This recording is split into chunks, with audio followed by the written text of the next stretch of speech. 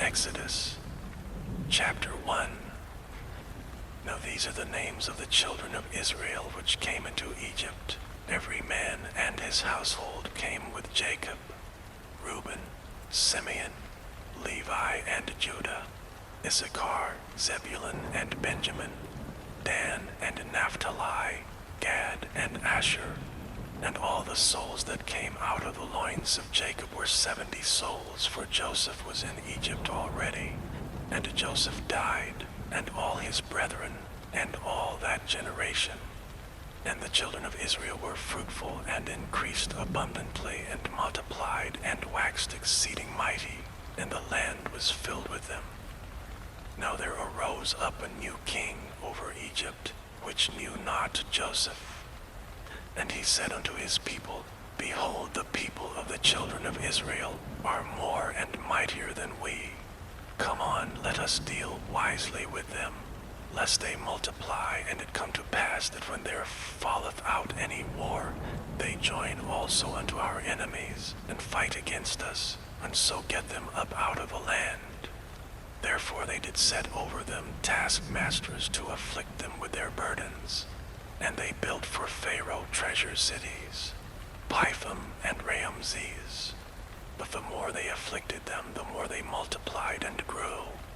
And they were grieved because of the children of Israel. And the Egyptians made the children of Israel to serve with rigor. And they made their lives bitter with hard bondage and mortar and in brick, and in all manner of service in the field. All their service wherein they made them serve was with rigor.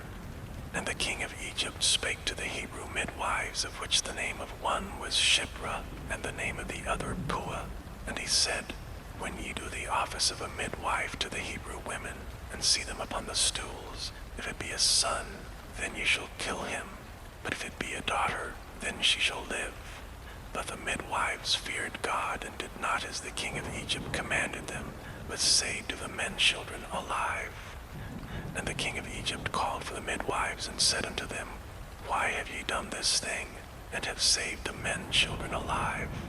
And the midwives said unto Pharaoh, Because the Hebrew women are not as the Egyptian women, for they are lively, and are delivered ere the midwives come in unto them. Therefore God dealt well with the midwives, and the people multiplied, and waxed very mighty.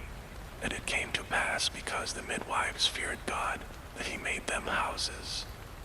And Pharaoh charged all his people, saying, Every son that is born ye shall cast into the river, and every daughter ye shall save alive. Chapter 2. And there went a man of the house of Levi, and took to wife a daughter of Levi.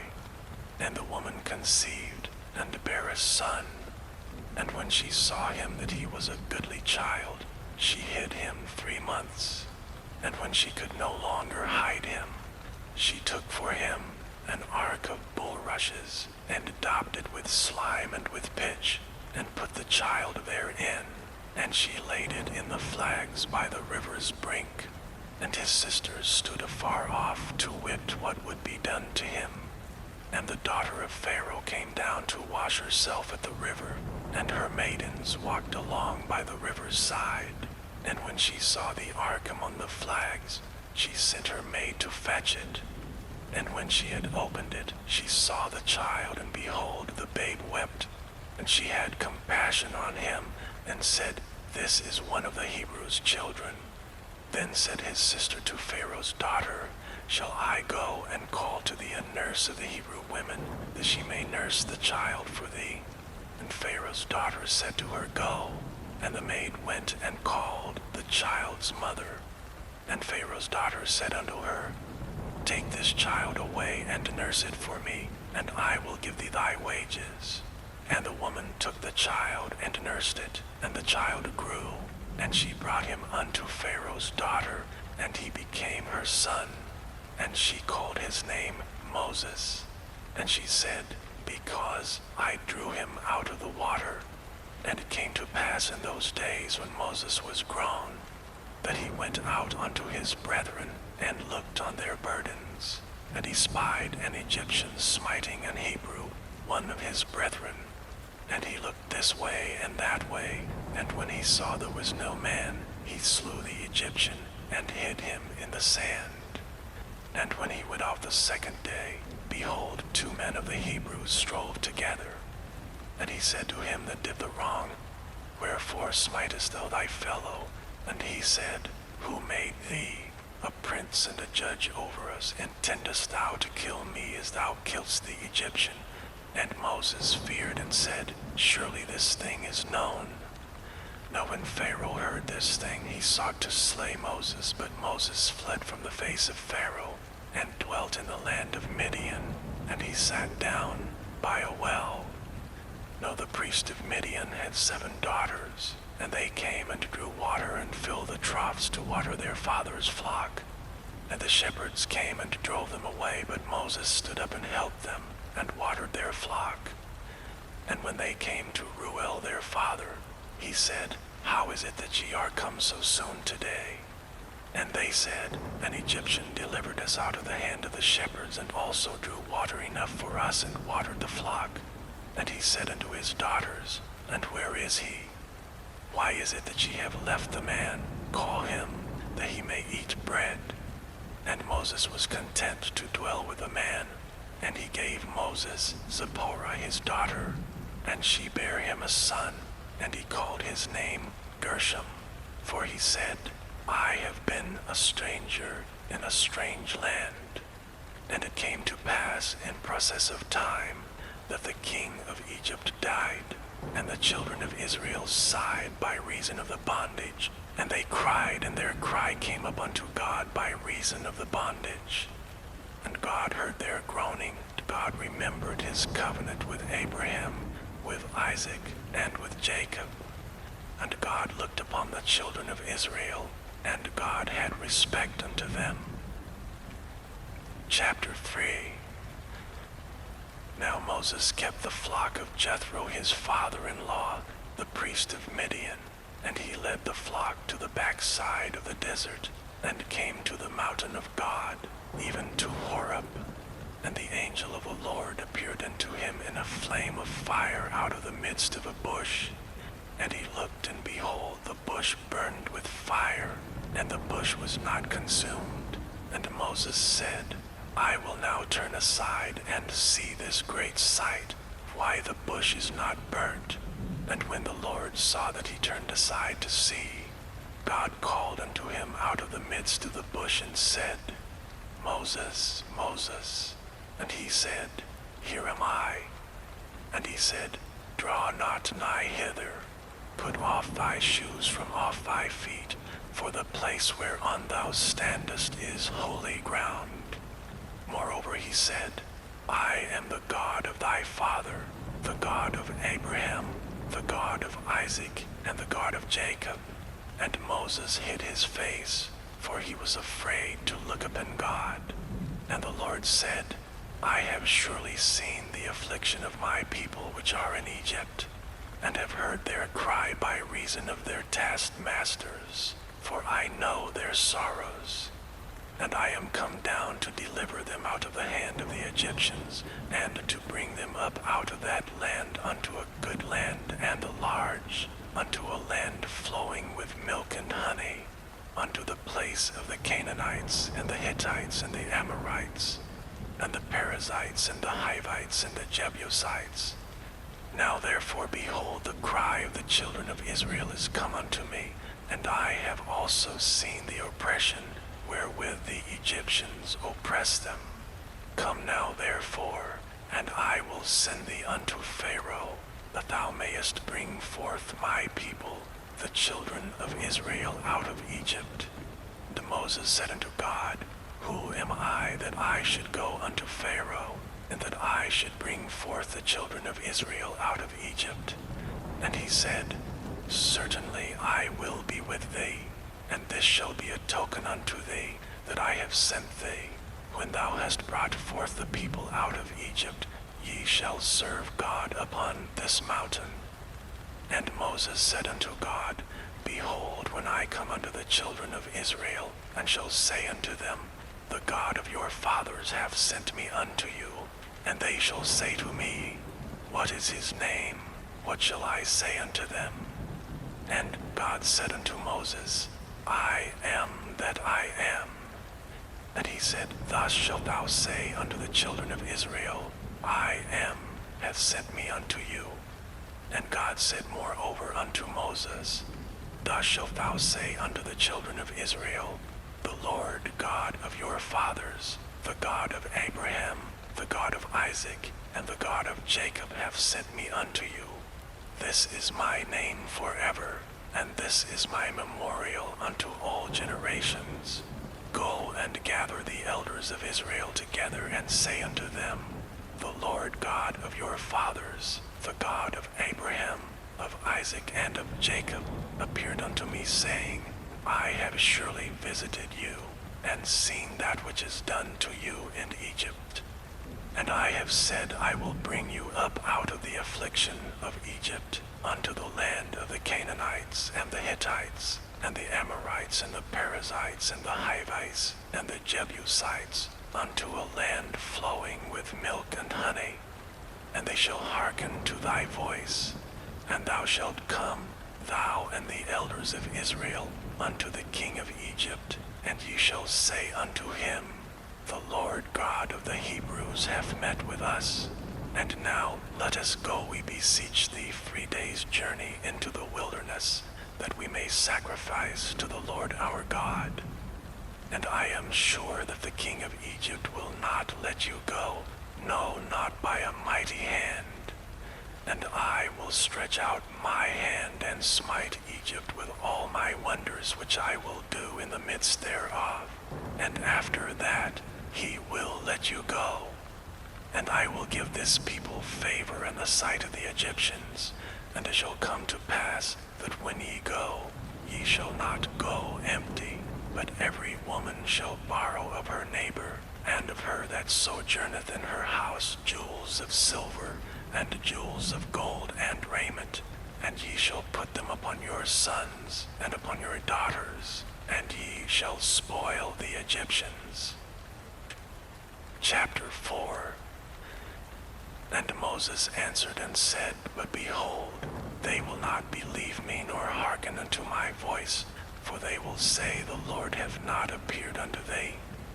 And the Lord said unto him, What is that in thine hand? And he said, A rod. And he said, Cast it on the ground. And he cast it on the ground, and it became a serpent, and Moses fled from before it. And the Lord said unto Moses, Put forth thine hand, and take it by the tail.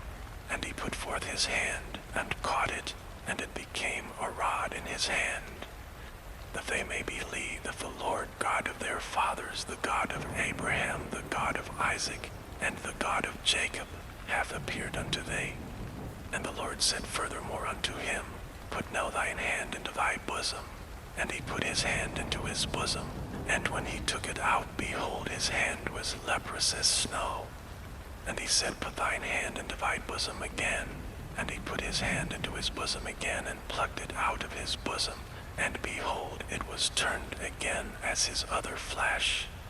And it shall come to pass, if they will not believe thee, neither hearken to the voice of the first sign, that they will believe the voice of the latter sign.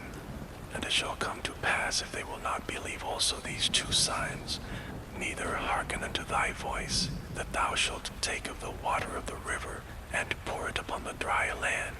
And the water which thou takest out of the river shall become blood upon the dry land. And Moses said unto the Lord, O my Lord, I am not eloquent, neither heretofore nor since thou hast spoken unto thy servant, but I am slow of speech and of a slow tongue. And the Lord said unto him, Who hath made man's mouth?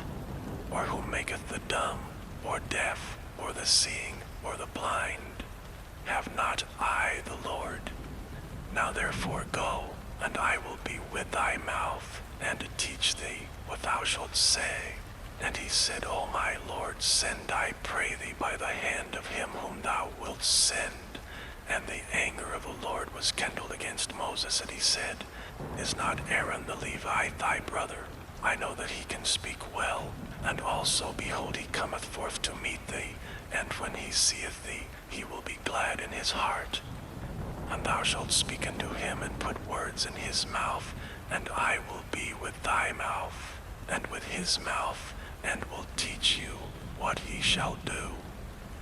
And he shall be thy spokesman unto the people, and he shall be, even he shall be to thee instead of a mouth, and thou shalt be to him instead of God.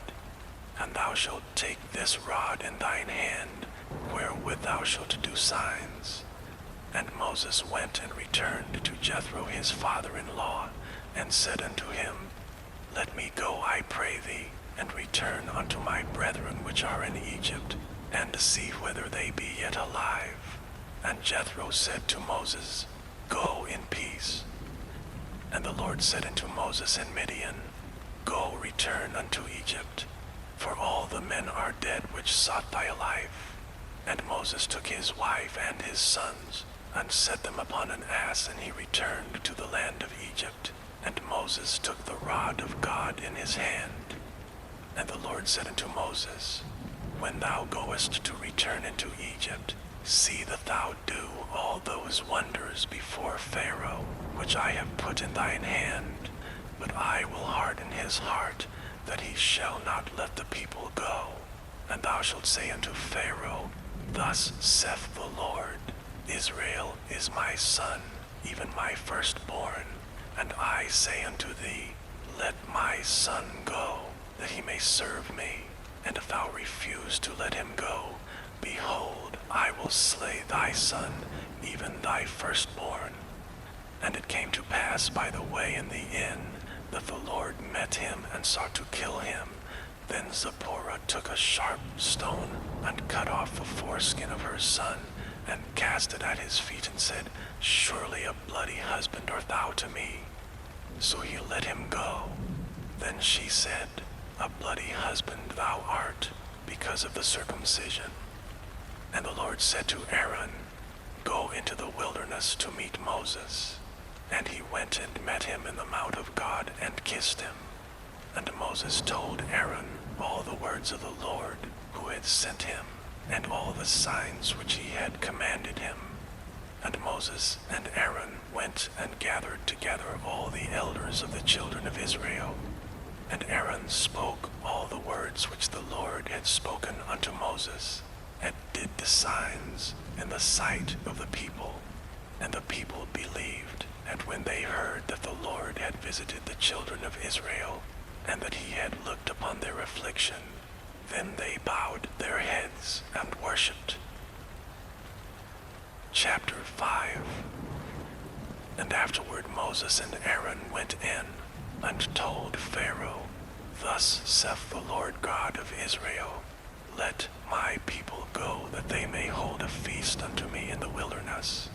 And Pharaoh said, Who is the Lord, that I should obey his voice, to let Israel go? I know not the Lord, neither will I let Israel go.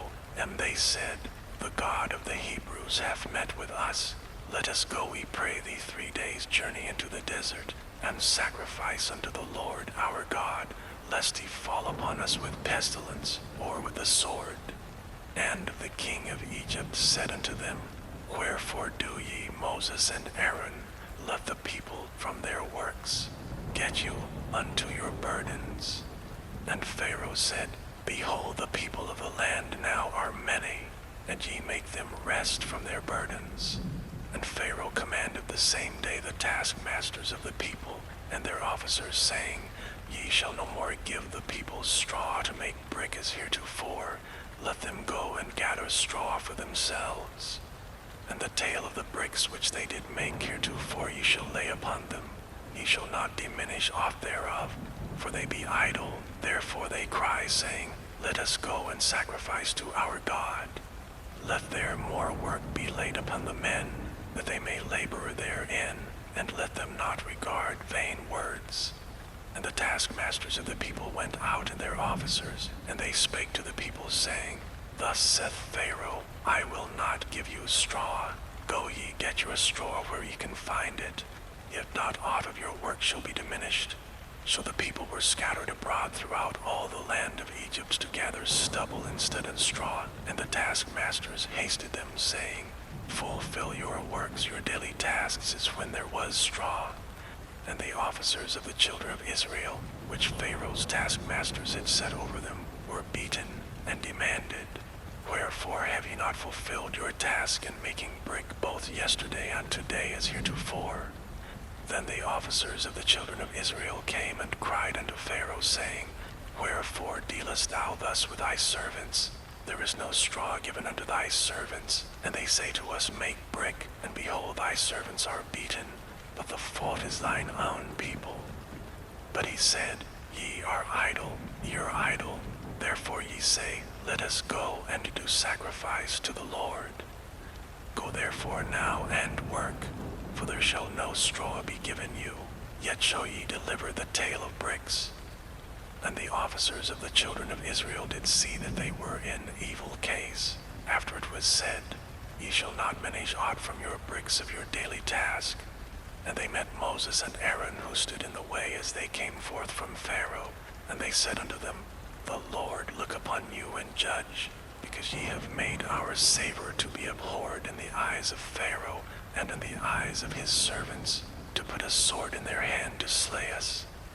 And Moses returned unto the Lord and said, Lord, wherefore hast thou so evil entreated this people? Why is it that thou hast sent me?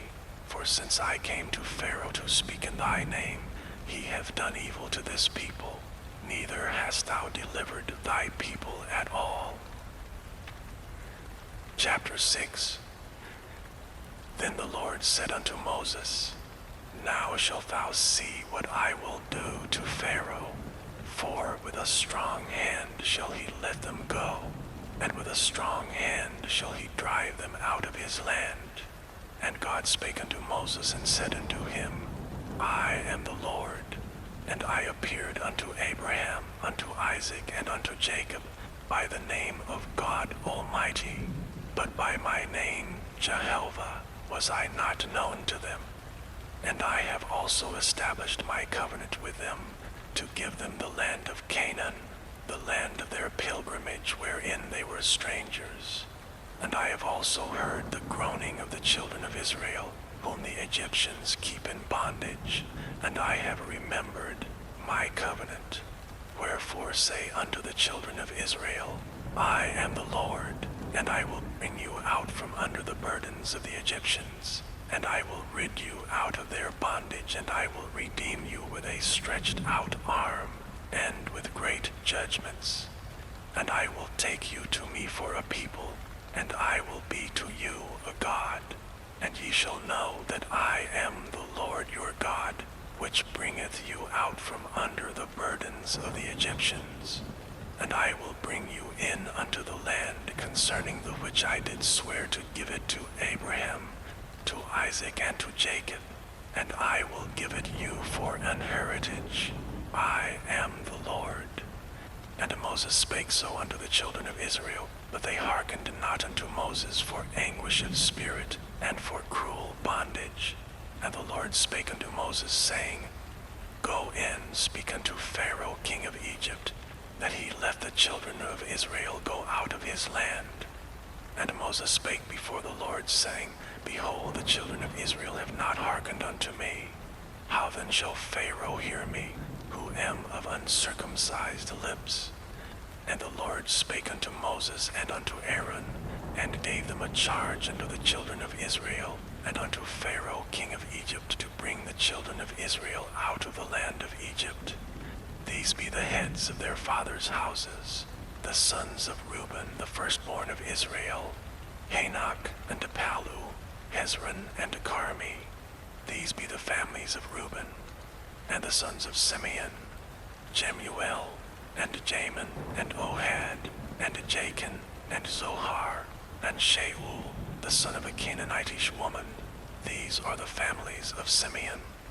And these are the names of the sons of Levi according to their generations, Gershon, and Kohath, and Merari. And the years of the life of Levi were 137 years.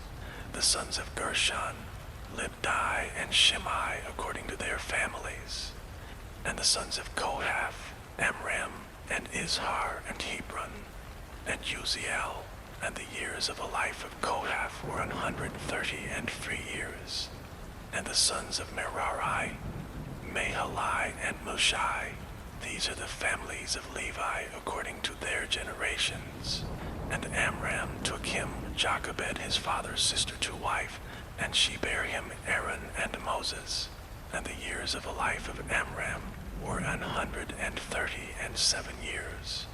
And the sons of Izhar, Korah, and Nepheg, and Zikri, and the sons of Uziel, Mishael, and Elzaphan, and Zithri. And Aaron took him Elisheba, daughter of Amminadab, sister of Nahshon, to wife. And she bare him Nadab, and Abihu, Eleazar, and Ithamar. And the sons of Korah, Asir, and Elkanah, and Abiasaph. These are the families of the Korhites.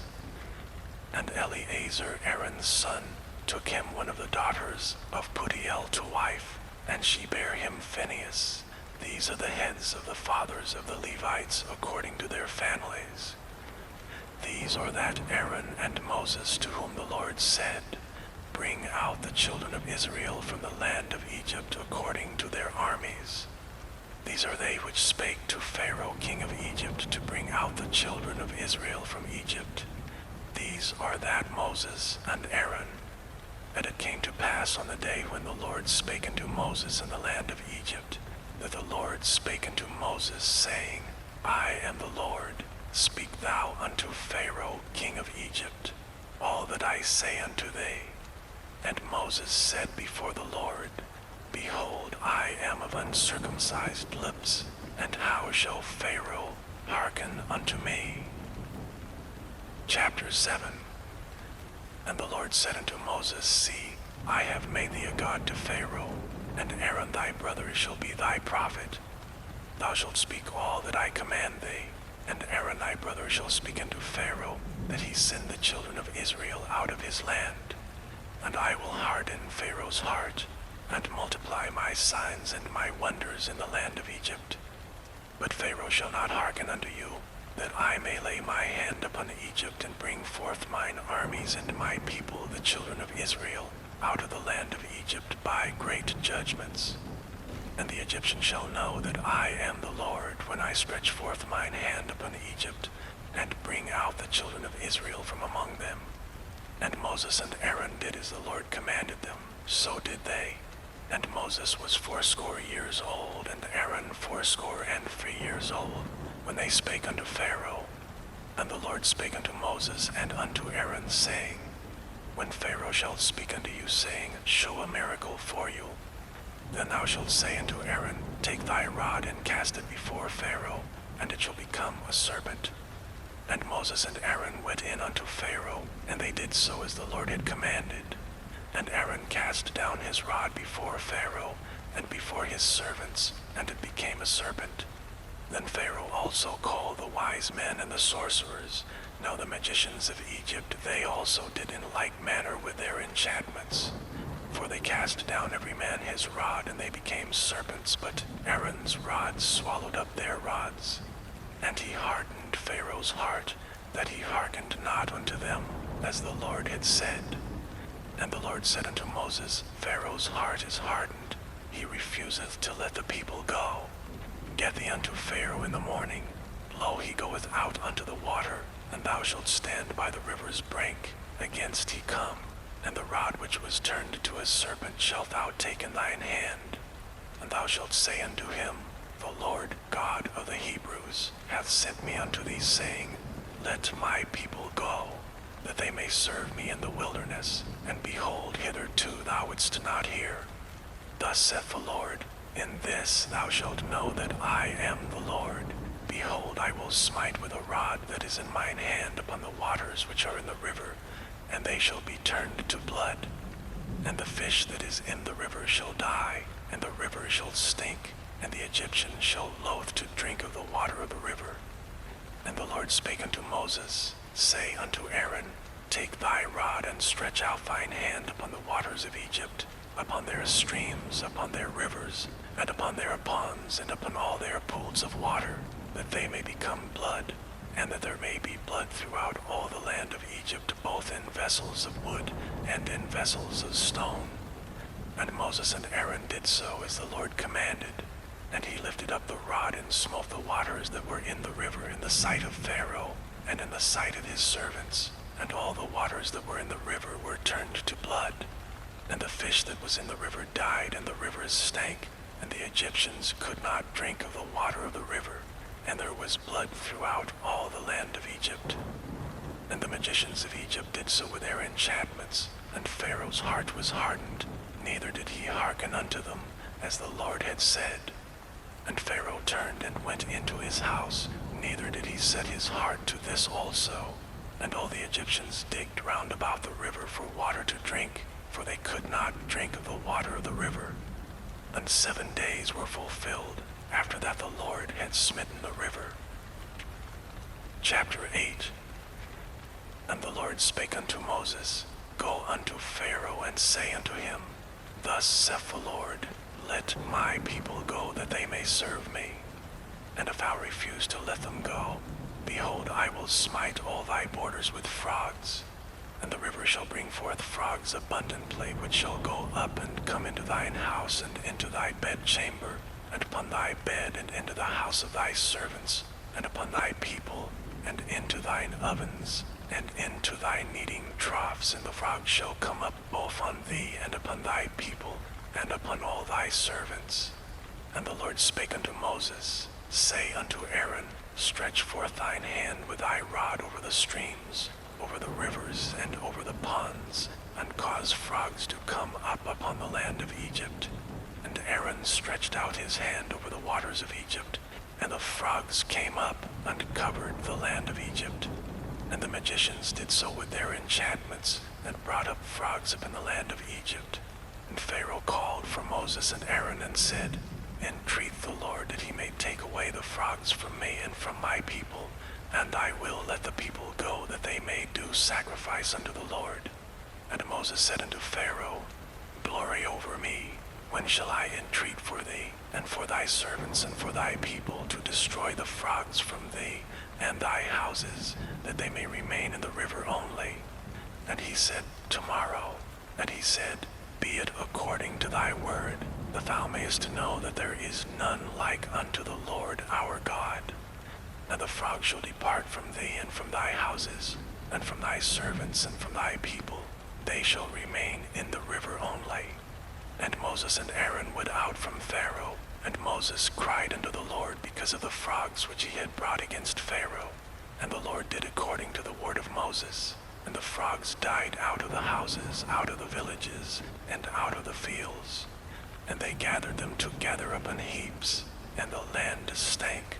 And when Pharaoh saw that there was respite, he hardened his heart, and hearkened not unto them, as the Lord had said. And the Lord said unto Moses, Say unto Aaron, Stretch out thy rod, and smite the dust of the land, that it may become lice throughout all the land of Egypt. And they did so. For Aaron stretched out his hand with his rod, and smote the dust of the earth, and it became lice in man and in beast. All the dust of the land became lice throughout all the land of Egypt. And the magicians did so with their enchantments to bring forth lice, but they could not. So there were lice upon man and upon beast. Then the magicians said unto Pharaoh, This is the finger of God. And Pharaoh's heart was hardened, and he hearkened not unto them, as the Lord had said. And the Lord said unto Moses, Rise up early in the morning, and stand before Pharaoh. Lo, he cometh forth to the water. And say unto him, Thus saith the Lord, Let my people go, that they may serve me. Else if thou wilt not let my people go, behold, I will send swarms of flies upon thee, and upon thy servants, and upon thy people, and into thy houses. And the houses of the Egyptians shall be full of swarms of flies, and also the ground whereon they are. And I will sever in that day the land of Goshen, in which my people dwell, that no swarms of flies shall be there, to the end thou mayest know that I am the Lord in the midst of the earth. And I will put a division between my people and thy people. Tomorrow shall this sign be. And the Lord did so, and there came a grievous swarm of flies into the house of Pharaoh, and into his servants' houses, and into all the land of Egypt. The land was corrupted by reason of the swarms of flies. And Pharaoh called for Moses and for Aaron, and said, Go ye sacrifice to your God in the land. And Moses said, It is not meet so to do, for we shall sacrifice the abomination of the Egyptians to the Lord our God. Lo, shall we sacrifice the abomination of the Egyptians before their eyes, and will they not stone us? We will go 3 days' journey into the wilderness and sacrifice to the Lord our God, as he shall command us. And Pharaoh said, I will let you go, that ye may sacrifice to the Lord your God in the wilderness. Only ye shall not go very far away.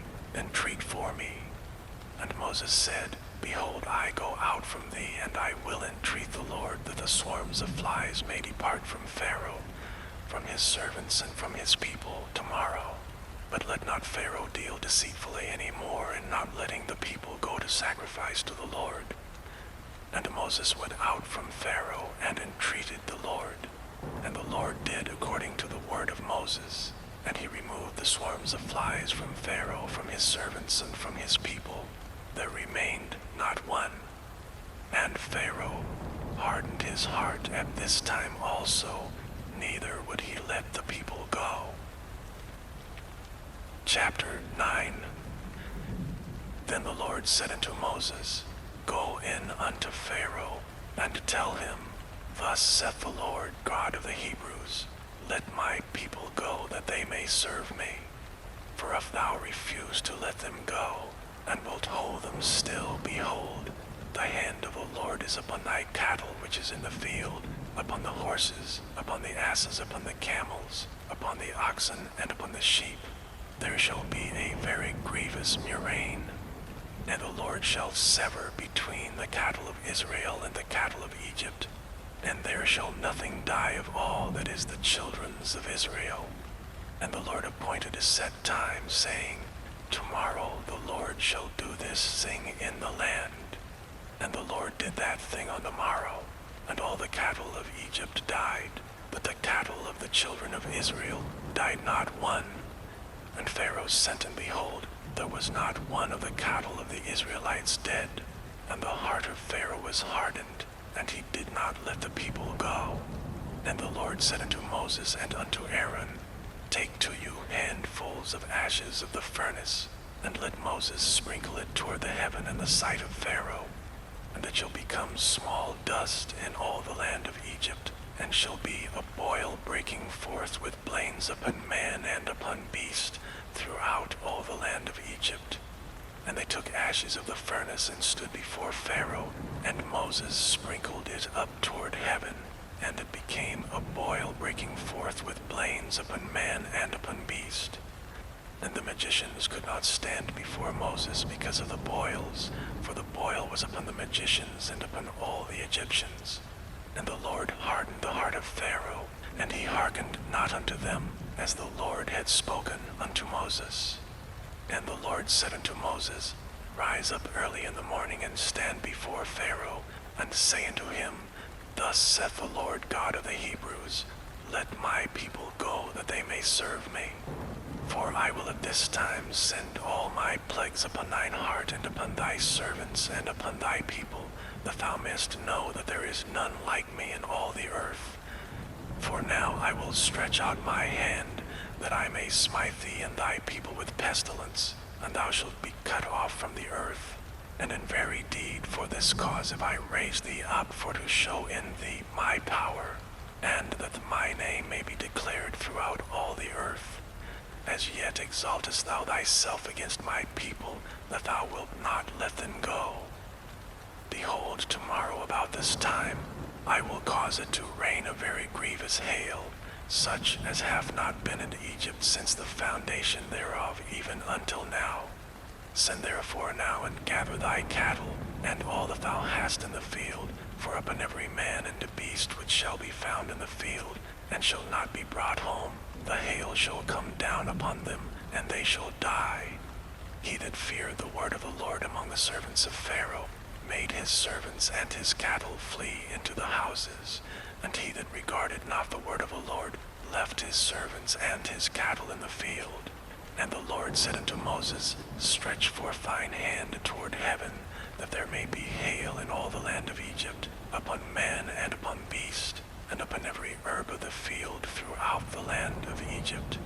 And Moses stretched forth his rod toward heaven, and the Lord sent thunder and hail, and the fire ran along upon the ground, and the Lord rained hail upon the land of Egypt. So there was hail and fire mingled with the hail, very grievous, such as there was none like it in all the land of Egypt since it became a nation.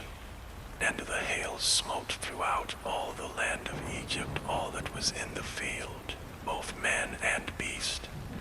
And the hail smote every herb of the field, and to break every tree of the field. Only in the land of Goshen, where the children of Israel were, was there no hail.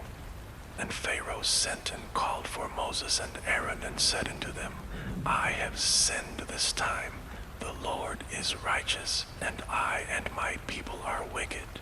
Entreat the Lord, for it is enough that there be no more mighty thunderings and hail, and I will let you go, and ye shall stay no longer. And Moses said unto him, As soon as I am gone out of the city, I will spread abroad my hands unto the Lord, and the thunder shall cease, neither shall there be any more hail, that thou mayest know how that the earth is the Lord's. But as for thee and thy servants, I know that ye will not yet fear the Lord God. And the flax and the barley was smitten, for the barley was in the ear, and the flax was bald. But the wheat and the rye were not smitten, for they were not grown up. And Moses went out of the city from Pharaoh, and spread abroad his hands unto the Lord, and the thunders and hail ceased, and the rain was not poured upon the earth. And when Pharaoh saw that the rain and the hail and the thunders were ceased, he sinned yet more, and hardened his heart, he and his servants. And the heart of Pharaoh was hardened, neither would he let the children of Israel go, as the Lord had spoken by Moses. Chapter 10. And the Lord said unto Moses, Go in unto Pharaoh, for I have hardened his heart and the heart of his servants, that I might show these my signs before him, and that thou mayest tell in the ears of thy son and of thy son's son what things I have wrought in Egypt, and my signs which I have done among them, that ye may know how that I am the Lord. And Moses and Aaron came in unto Pharaoh, and said unto him, Thus saith the Lord God of the Hebrews, How long wilt thou refuse to humble thyself before me? Let my people go, that they may serve me. Else if thou refuse to let my people go, behold, tomorrow will I bring the locusts into thy coast, and they shall cover the face of the earth, that one cannot be able to see the earth. And they shall eat the residue of that which is escaped, which remaineth unto you from the hail, and shall eat every tree which groweth for you out of the field. And they shall fill thy houses and the houses of all thy servants, and the houses of all the Egyptians, which neither thy fathers nor thy fathers' fathers have seen since the day that they were upon the earth unto this day. And he turned himself and went out from Pharaoh. And Pharaoh's servants said unto him, How long shall this man be a snare unto us? Let the men go, that they may serve the Lord their God. Knowest thou not yet that Egypt is destroyed? And Moses and Aaron were brought again unto Pharaoh, and he said unto them, Go, serve the Lord your God. But who are they that shall go? But Moses said, We will go with our young and with our old, with our sons and with our daughters, with our flocks and with our herds we will go, for we must hold a feast unto the Lord. And he said unto them, Let the Lord be so with you as I will let you go, and your little ones. Look to it, for evil is before you. Not so, Go now ye that are men, and serve the Lord, for that ye did desire. And they were driven out from Pharaoh's presence. And the Lord said unto Moses, Stretch out thine hand over the land of Egypt for the locusts, that they may come up upon the land of Egypt, and eat every herb of the land, even all that the hail hath left. And Moses stretched forth his rod over the land of Egypt, and the Lord brought an east wind upon the land all that day and all that night. And when it was morning, the east wind brought the locusts. And the locusts went up over all the land of Egypt, and rested in all the coasts of Egypt. Very grievous were they. Before them there was no such locusts as they, neither after them shall be such. For they covered the face of the whole earth, so that the land was darkened. And they did eat every herb of the land, and all the fruit of the trees which the hail had left, and there remained not any green thing in the trees, or in the herbs of the field, through all the land of Egypt. And Pharaoh called for Moses and Aaron in haste, and he said, I have sinned against the Lord your God and against you. Now therefore forgive, I pray thee, my sin only this once, and entreat the Lord your God, that he may take away from me this death only. And he went off from Pharaoh and entreated the Lord. And the Lord turned a mighty strong west wind, which took away the locusts and cast them into the Red Sea. There remained not one locust in all the coasts of Egypt. But the Lord hardened Pharaoh's heart, so that he would not let the children of Israel go. And the Lord said unto Moses, Stretch out thine hand toward heaven, that there may be darkness over the land of Egypt, even darkness which may be felt. And Moses stretched forth his hand toward heaven, and there was a thick darkness in all the land of Egypt 3 days. They saw not one another, neither rose any from his place for 3 days. But all the children of Israel had light in their dwellings. And Pharaoh called unto Moses and said, Go ye, serve the Lord, only let your flocks and your herds be stayed, let your little ones also go with you. And Moses said, Thou must give us also sacrifices and burnt offerings, that we may sacrifice unto the Lord our God. Our cattle also shall go with us, there shall not an hoof be left behind. For therefore must we take to serve the Lord our God, and we know not with what we must serve the Lord until we come thither. But the Lord hardened Pharaoh's heart, and he would not let them go. And Pharaoh said unto him, Get thee from me, take heed to thyself, see my face no more. For in that day thou seest my face, thou shalt die. And Moses said, Thou hast spoken well. I will see thy face again no more. Chapter 11. And the Lord said unto Moses, Yet will I bring one plague more upon Pharaoh and upon Egypt. Afterwards he will let you go hence. When he shall let you go, he shall surely thrust you out hence altogether. Speak now in the ears of the people, and let every man borrow of his neighbor and every woman of her neighbor jewels of silver and jewels of gold. And the Lord gave the people favor in the sight of the Egyptians. Moreover, the man Moses was very great in the land of Egypt, in the sight of Pharaoh's servants and in the sight of the people. And Moses said, Thus saith the Lord, About midnight will I go out into the midst of Egypt, and all the firstborn in the land of Egypt shall die, from the firstborn of Pharaoh that sitteth upon his throne, even unto the firstborn of the maidservant that is behind the mill, and all the firstborn of beasts. And there shall be a great cry throughout all the land of Egypt, such as there was none like it, nor shall be like it any more.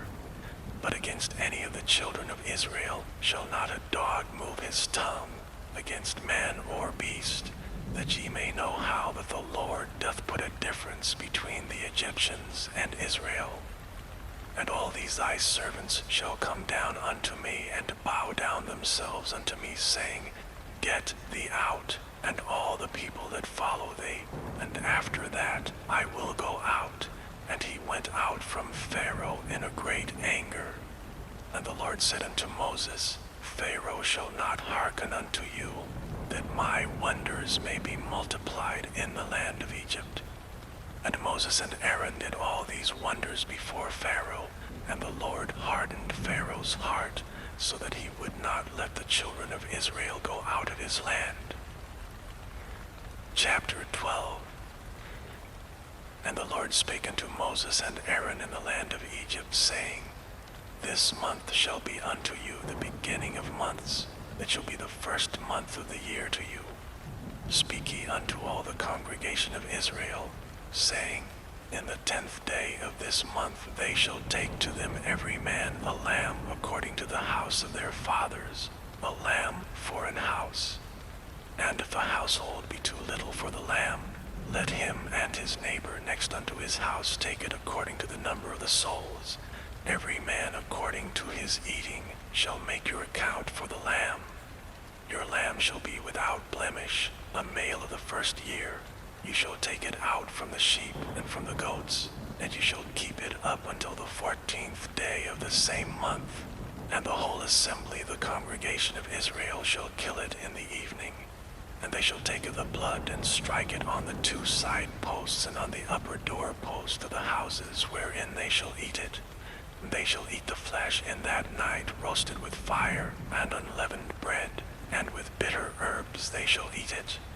Eat not of it raw, nor sodden it all with water, but roast with fire, his head with his legs, and with the purtenance thereof. And ye shall let nothing of it remain until the morning, and that which remaineth of it until the morning ye shall burn with fire, and thus shall ye eat it, with your loins girded, your shoes on your feet, and your staff in your hand. And ye shall eat it in haste. It is the Lord's Passover. For I will pass through the land of Egypt this night, and will smite all the firstborn in the land of Egypt, both man and beast, and against all the gods of Egypt I will execute judgment. I am the Lord. And the blood shall be to you for a token upon the houses where ye are. And when I see the blood, I will pass over you, and the plague shall not be upon you to destroy you when I smite the land of Egypt. And this day shall be unto you for a memorial, and ye shall keep it a feast to the Lord throughout your generations. Ye shall keep it a feast by an ordinance forever. 7 days shall ye eat unleavened bread. Even the first day ye shall put away leaven out of your houses. For whosoever eateth leavened bread from the first day until the 7th day, that soul shall be cut off from Israel. And in the first day there shall be an holy convocation, and in the 7th day there shall be an holy convocation to you. No manner of work shall be done in them, save that which every man must eat, that only may be done of you. And ye shall observe the feast of unleavened bread, for in this selfsame day have I brought your armies out of the land of Egypt. Therefore shall ye observe this day in your generations, by an ordinance forever. In the first month on the 14th day of the month at even, ye shall eat unleavened bread, until the 21st day of the month at even. 7 days shall there be no leaven found in your houses. For whosoever eateth that which is leavened, even that soul shall be cut off from the congregation of Israel, whether he be a stranger or born in the land. Ye shall eat nothing leavened. In all your habitations shall ye eat unleavened bread. Then Moses called for all the elders of Israel, and said unto them, Draw out and take you a lamb according to your families, and kill the Passover. And ye shall take a bunch of hyssop, and dip it in the blood that is in the basin, and strike the lintel and the 2 side posts with the blood that is in the basin, and none of you shall go out at the door of his house until the morning.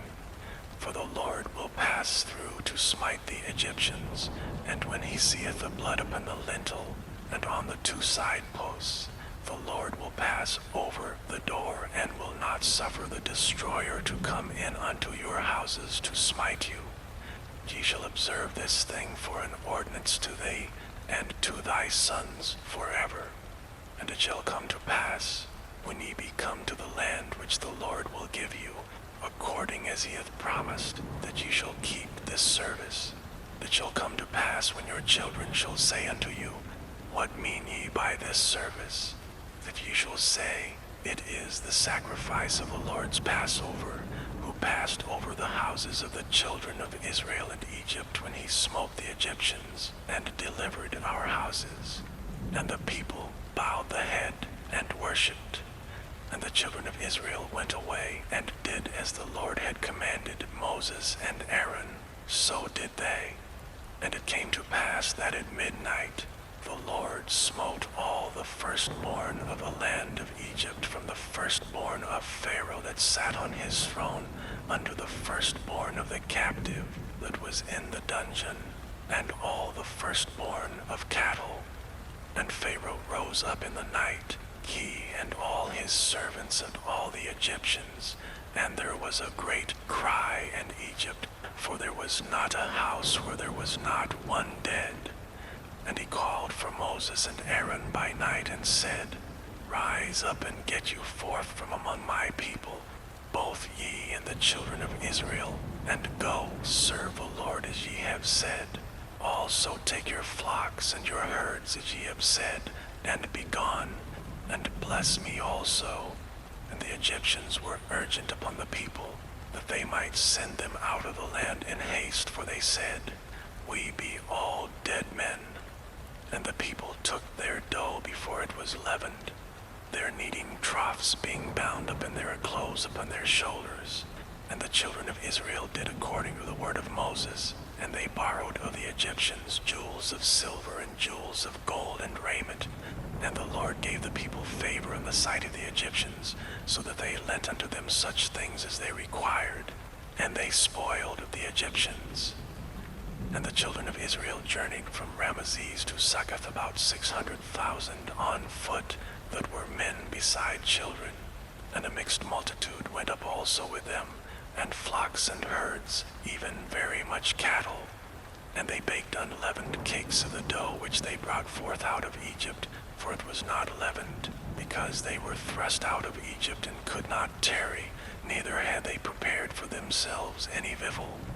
Now the sojourning of the children of Israel who dwelt in Egypt was 430 years. And it came to pass at the end of the 430 years, even the selfsame day it came to pass, that all the hosts of the Lord went out from the land of Egypt. It is a night to be much observed unto the Lord for bringing them out from the land of Egypt. This is that night of the Lord to be observed of all the children of Israel in their generations. And the Lord said unto Moses and Aaron, This is the ordinance of the Passover. There shall be no stranger eat thereof, but every man's servant that is bought for money, when thou hast circumcised him, then shall he eat thereof. A foreigner and an hired servant shall not eat thereof. In one house shall it be eaten. Thou shalt not carry forth aught of the flesh abroad out of the house, neither shall ye break a bone thereof. All the congregation of Israel shall keep it. And when a stranger shall sojourn with thee, and will keep the Passover to the Lord, let all his males be circumcised, and then let him come near and keep it. And he shall be as one that is born in the land, for no uncircumcised person shall eat thereof. One law shall be to him that is homeborn, and unto the stranger that sojourneth among you. Thus did all the children of Israel, as the Lord commanded Moses and Aaron, so did they. And it came to pass the selfsame day, that the Lord did bring the children of Israel out of the land of Egypt by their armies. Chapter 13.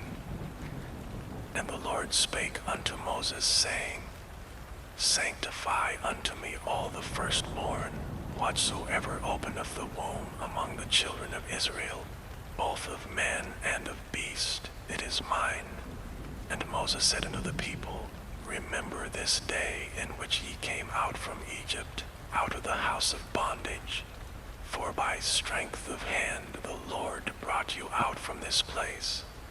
There shall no leavened bread be eaten. This day came ye out in the month Abib. And it shall be when the Lord shall bring thee into the land of the Canaanites, and the Hittites, and the Amorites, and the Hivites and the Jebusites, which he sware unto thy fathers to give thee, a land flowing with milk and honey, that thou shalt keep this service in this month. 7 days thou shalt eat unleavened bread, and in the 7th day shall be a feast to the Lord. Unleavened bread shall be eaten 7 days, and there shall no leavened bread be seen with thee, neither shall there be leaven seen with thee in all thy quarters. And thou shalt show thy son in that day, saying, This is done because of that which the Lord did unto me when I came forth out of Egypt. And it shall be for a sign unto thee upon thine hand, and for a memorial between thine eyes, that the Lord's law may be in thy mouth. For with a strong hand hath the Lord brought thee out of Egypt. Thou shalt therefore keep this ordinance in his season, from year to year. And it shall be when the Lord shall bring thee into the land of the Canaanites, as he sware unto thee and to thy fathers, and shall give it thee, that thou shalt set apart unto the Lord all that openeth the matrix, and every firstling that cometh of the beast which thou hast, the males shall be the Lord's. And every firstling of an ass thou shalt redeem with a lamb. And if thou wilt not redeem it, then thou shalt break his neck, and all the firstborn of man among thy children shalt thou redeem. And it shall be when thy son asketh thee in time to come, saying, What is this? That thou shalt say unto him, By strength of hand the Lord brought us out from Egypt, from the house of bondage. And it came to pass when Pharaoh would hardly let us go, that the Lord slew all the firstborn in the land of Egypt, both the firstborn of man and the firstborn of beast. Therefore I sacrifice to the Lord all that openeth the matrix, being males, but all the firstborn of my children I redeem. And it shall be for a token upon thine hand, and for frontlets between thine eyes. For by strength of hand the Lord brought us forth out of Egypt. And it came to pass when Pharaoh had let the people go, that God led them not through the way of the land of the Philistines, although that was near. For God said, Lest peradventure the people repent when they see war, and they return to Egypt. But God led the people about through the way of the wilderness of the Red Sea, and the children of Israel went up, harnessed out of the land of Egypt. And Moses took the bones of Joseph with him, for he had straitly sworn the children of Israel, saying, God will surely visit you, and ye shall carry up my bones away hence with you. And they took their journey from Succoth and encamped in Etham, in the edge of the wilderness. And the Lord went before them by day in a pillar of a cloud, to lead them the way, and by night in a pillar of fire to give them light, to go by day and night. He took not away the pillar of the cloud by day, nor the pillar of fire by night, from before the people. Chapter 14. And the Lord spake unto Moses, saying, Speak unto the children of Israel, that they turn and encamp before Pi-hahiroth, between Migdol and the sea, over against Baal-zephon. Before it shall ye encamp by the sea. For Pharaoh will say, The children of Israel, they are entangled in the land, the wilderness hath shut them in. And I will harden Pharaoh's heart, that he shall follow after them. And I will be honored upon Pharaoh, and upon all his host, that the Egyptians may know that I am the Lord. And they did so. And it was told the king of Egypt that the people fled, and the heart of Pharaoh and of his servants was turned against the people, and they said, Why have we done this, that we have let Israel go from serving us? And he made ready his chariot, and took his people with him. And he took 600 chosen chariots, and all the chariots of Egypt, and captains over every one of them. And the Lord hardened the heart of Pharaoh king of Egypt, and he pursued after the children of Israel, and the children of Israel went out with an high hand. But the Egyptians pursued after them, all the horses and chariots of Pharaoh, and his horsemen and his army, and overtook them encamping by the sea, beside Pi-hahiroth, before Baal-zephon. And when Pharaoh drew nigh the children of Israel, lifted up their eyes, and behold, the Egyptians marched after them, and they were sore afraid. And the children of Israel cried out unto the Lord. And they said unto Moses, Because there were no graves in Egypt, hast thou taken us away to die in the wilderness? Wherefore hast thou dealt thus with us to carry us forth out of Egypt? Is not this the word that we did tell thee in Egypt, saying, Let us alone, that we may serve the Egyptians? For it had been better for us to serve the Egyptians, than that we should die in the wilderness. And Moses said unto the people, Fear ye not, stand still and see the salvation of the Lord, which he will show to you today. For the Egyptians whom ye have seen today, ye shall see them again no more forever. The Lord shall fight for you, and ye shall hold your peace. And the Lord said unto Moses, Wherefore criest thou unto me? Speak unto the children of Israel, that they go forward. But lift thou up thy rod, and stretch out thine hand over the sea, and divide it, and the children of Israel shall go on dry ground through the midst of the sea. And I, behold, I will harden the hearts of the Egyptians, and they shall follow them. And I will get me honor upon Pharaoh, and upon all his host, upon his chariots, and upon his horsemen. The Egyptians shall know that I am the Lord, when I have gotten me honor upon Pharaoh, upon his chariots, and upon his horsemen. And the angel of God which went before the camp of Israel removed and went behind them. And the pillar of the cloud went from before their face, and stood behind them. And it came between the camp of the Egyptians and the camp of Israel. And it was a cloud and a darkness to them, but it gave light by night to these, so that the one came not near the other all the night. And Moses stretched out his hand over the sea, and the Lord caused the sea to go back by a strong east wind all that night, and made the sea dry land, and the waters were divided. And the children of Israel went into the midst of the sea upon dry ground, and the waters were a wall unto them on their right hand and on their left. And the Egyptians pursued and went in after them to the midst of the sea, even all Pharaoh's horses, his chariots, and his horsemen. And it came to pass that in the morning watch the Lord looked unto the host of the Egyptians through the pillar of fire and of the cloud, and troubled the host of the Egyptians, and took off their chariot wheels, that they drave them heavily, so that the Egyptians said, Let us flee from the face of Israel, for the Lord fighteth for them against the Egyptians. And the Lord said unto Moses, Stretch out thine hand over the sea, that the waters may come again upon the Egyptians, upon their chariots, and upon their horsemen.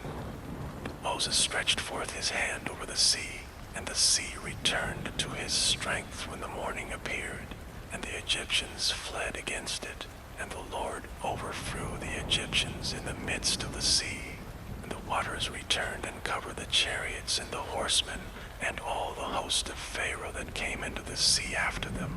There remained not so much as one of them. But the children of Israel walked upon dry land in the midst of the sea, and the waters were a wall unto them on their right hand and on their left. Thus the Lord saved Israel that day out of the hand of the Egyptians.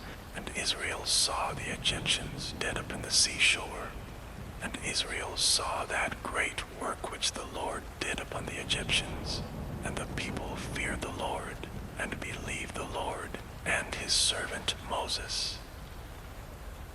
Chapter 15. Then sang Moses and the children of Israel this song unto the Lord, and spake, saying, I will sing unto the Lord, for he hath triumphed gloriously. The horse and his rider hath he thrown into the sea. The Lord is my strength and song, and he is become my salvation. He is my God, and I will prepare him an habitation, my father's God, and I will exalt him. The Lord is a man of war, the Lord is his name. Pharaoh's chariots and his host hath he cast into the sea. His chosen captains also are drowned in the Red Sea. The depths have covered them, they sank into the bottom as a stone. Thy right hand, O Lord, is become glorious in power.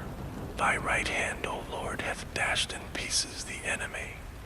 And in the greatness of thine excellency, thou hast overthrown them that rose up against thee.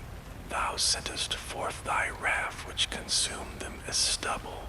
And with the blast of thy nostrils the waters were gathered together. The flood stood upright as an heap, and the depths were congealed in the heart of the sea. The enemy said, I will pursue, I will overtake, I will divide the spoil. My lust shall be satisfied upon them. I will draw my sword. My hand shall destroy them. Thou didst blow with thy wind. The sea covered them. They sank as lead in the mighty waters. Who is like unto thee, O Lord, among the gods? Who is like thee, glorious in holiness, fearful in praises, doing wonders? Thou stretched out thy right hand, the earth swallowed them. Thou in thy mercy hast led forth the people which thou hast redeemed. Thou hast guided them in thy strength unto thy holy habitation. The people shall hear and be afraid. Sorrow shall take hold on the inhabitants of Palestina. Then the dukes of Edom shall be amazed. The mighty men of Moab trembling shall take hold upon them. All the inhabitants of Canaan shall melt away.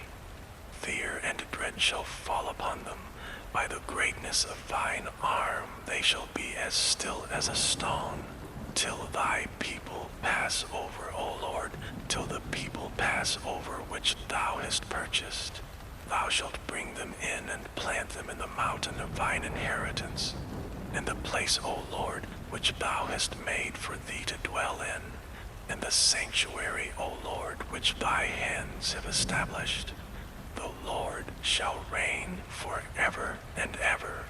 For the horse of Pharaoh went in with his chariots and with his horsemen into the sea, and the Lord brought again the waters of the sea upon them. But the children of Israel went on dry land in the midst of the sea. And Miriam the prophetess and sister of Aaron took a timbrel in her hand, and all the women went out after her with timbrels and with dances. And Miriam answered them, Sing ye to the Lord, for he hath triumphed gloriously. The horse and his rider hath he thrown into the sea. So Moses brought Israel from the Red Sea, and they went out into the wilderness of Shur. And they went out 3 days in the wilderness and found no water. And when they came to Marah, they could not drink of the waters of Marah, for they were bitter. Therefore the name of it was called Marah.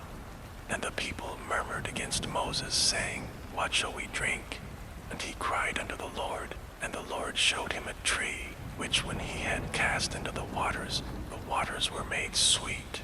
There he made for them a statute and an ordinance, and there he proved them, and said, If thou wilt diligently hearken to the voice of the Lord thy God, and wilt do that which is right in his sight, and wilt give ear to his commandments, and keep all his statutes, I will put none of these diseases upon thee, which I have brought upon the Egyptians, for I am the Lord that healeth thee.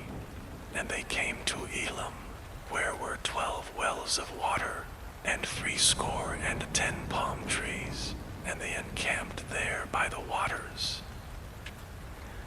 Chapter 16. And they took their journey from Elim, and all the congregation of the children of Israel came unto the wilderness of Sin, which is between Elim and Sinai, on the 15th day of the 2nd month after their departing out of the land of Egypt. And the whole congregation of the children of Israel murmured against Moses and Aaron in the wilderness. And the children of Israel said unto them, Would to God we had died by the hand of the Lord in the land of Egypt, when we sat by the flesh pots, and when we did eat bread to the full. For ye have brought us forth into this wilderness to kill this whole assembly with hunger. Then said the Lord unto Moses, Behold, I will rain bread from heaven for you, and the people shall go out and gather a certain rate every day, that I may prove them, whether they will walk in my law or no. And it shall come to pass that on the 6th day they shall prepare that which they bring in, and it shall be twice as much as they gather daily. And Moses and Aaron said unto all the children of Israel, At even, then ye shall know that the Lord hath brought you out from the land of Egypt. And in the morning, then ye shall see the glory of the Lord, for that he heareth your murmurings against the Lord. And what are we that ye murmur against us?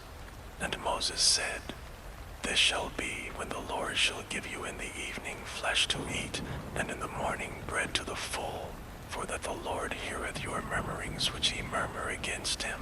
And what are we? Your murmurings are not against us, but against the Lord.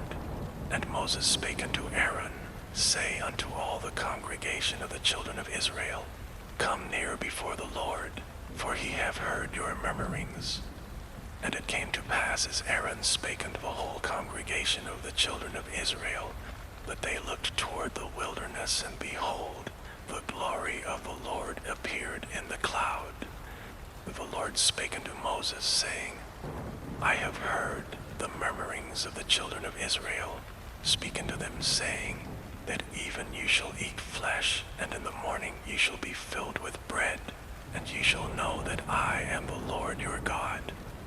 And it came to pass that at even the quails came up and covered the camp, and in the morning the dew lay round about the host. And when the dew that lay was gone up, behold, upon the face of the wilderness there lay a small round thing, as small as the hoarfrost on the ground. And when the children of Israel saw it, they said one to another, It is manna, for they wist not what it was. And Moses said unto them, This is the bread which the Lord hath given you to eat. This is the thing which the Lord hath commanded.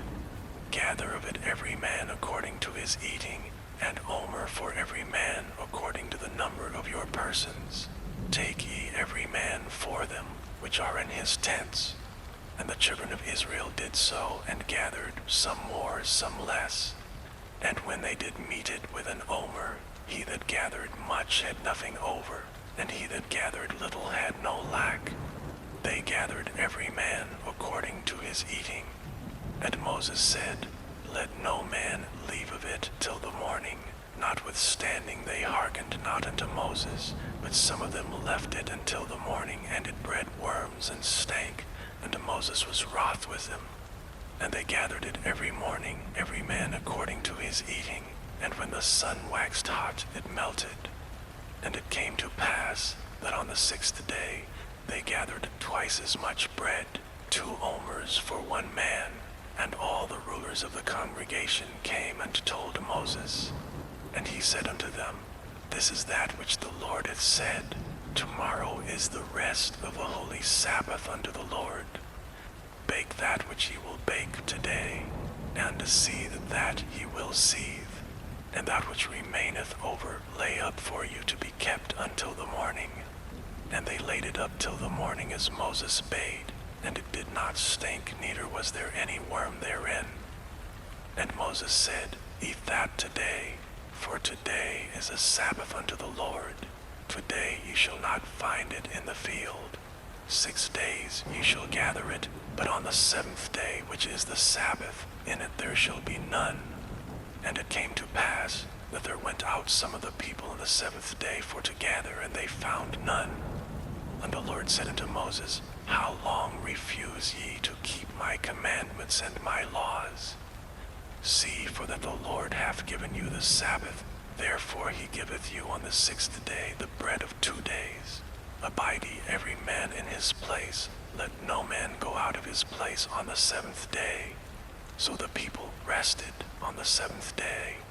And the house of Israel called the name thereof manna, and it was like coriander seed, white, and the taste of it was like wafers made with honey.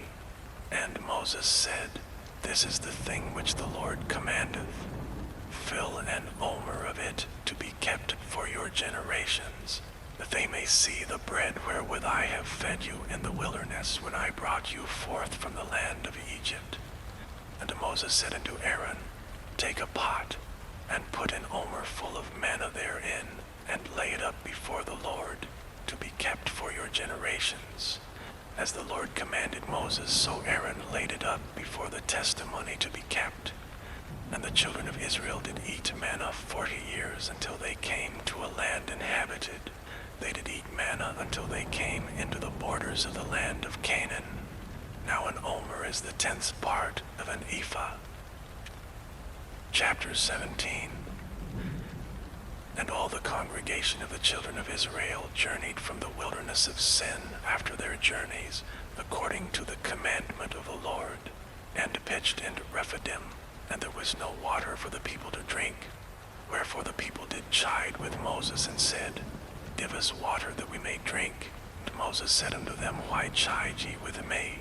Wherefore do ye tempt the Lord? And the people thirsted there for water, and the people murmured against Moses, and said, Wherefore is this that thou hast brought us up out of Egypt to kill us and our children and our cattle with thirst? And Moses cried unto the Lord, saying, What shall I do unto this people? They be almost ready to stone me. And the Lord said unto Moses, Go on before the people, and take with thee of the elders of Israel, and thy rod wherewith thou smotest the river take in thine hand, and go. Behold, I will stand before thee there upon the rock in Horeb, and thou shalt smite the rock, and there shall come water out of it, that the people may drink. And Moses did so in the sight of the elders of Israel.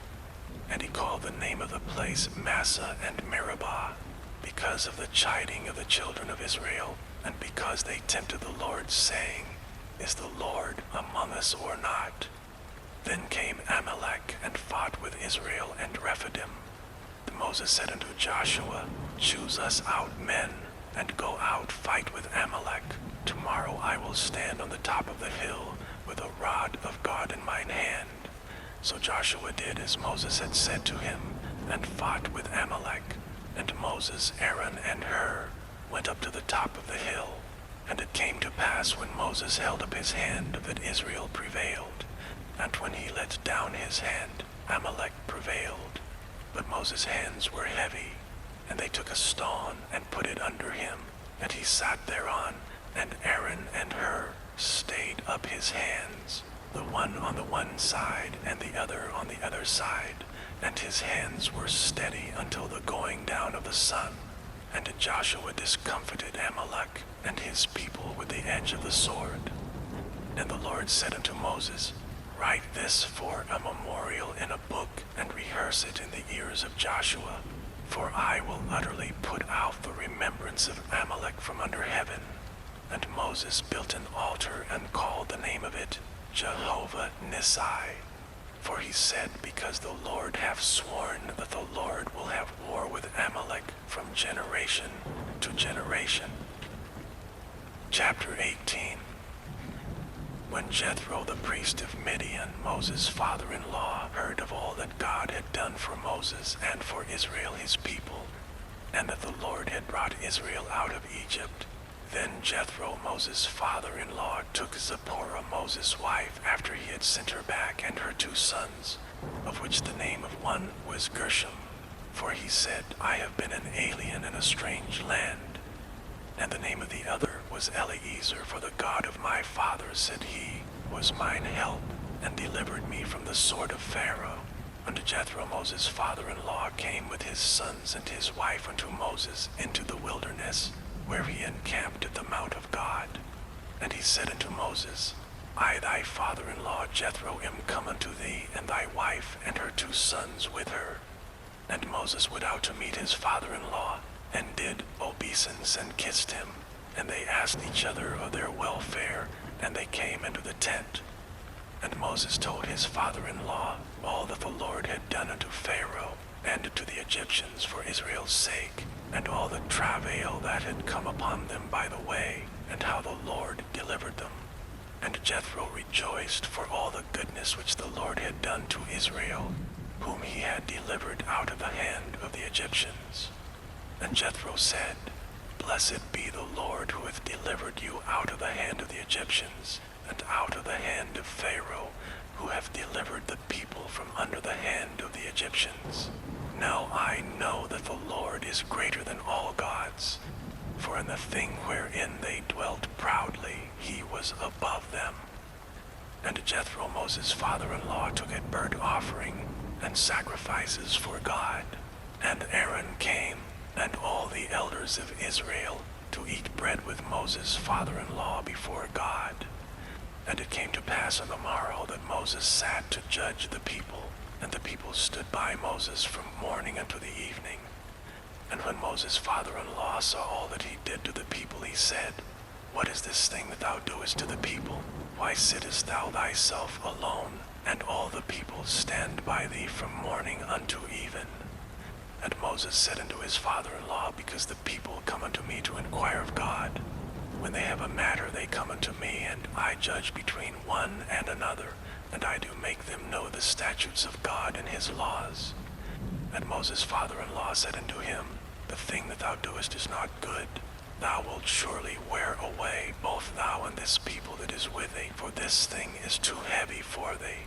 Thou art not able to perform it thyself alone. Hearken now unto my voice, I will give thee counsel, and God shall be with thee. Be thou for the people to Godward, that thou mayest bring the causes unto God. And thou shalt teach them ordinances and laws, and shalt show them the way wherein they must walk, and the work that they must do. Moreover, thou shalt provide out of all the people able men, such as fear God, men of truth, hating covetousness, and to place such over them to be rulers of thousands, and rulers of hundreds, rulers of 50s, and rulers of 10s. And let them judge the people at all seasons. And it shall be that every great matter they shall bring unto thee, but every small matter they shall judge. So shall it be easier for thyself, and they shall bear the burdens with thee. If thou shalt do this thing, and God command thee so, then thou shalt be able to endure, and all this people shall also go to their place in peace. So Moses hearkened to the voice of his father-in-law, and did all that he had said. And Moses chose able men out of all Israel, and made them heads over the people, rulers of thousands, rulers of hundreds, rulers of 50s, and rulers of 10s. And they judged the people at all seasons. The hard causes they brought unto Moses, but every small matter they judged themselves. And Moses let his father-in-law depart, and he went his way into his own land. Chapter 19. In the 3rd month, when the children of Israel were gone forth out of the land of Egypt, the same day came they into the wilderness of Sinai, for they were departed from Rephidim, and were come to the desert of Sinai, and had pitched in the wilderness, and there Israel camped before the mount.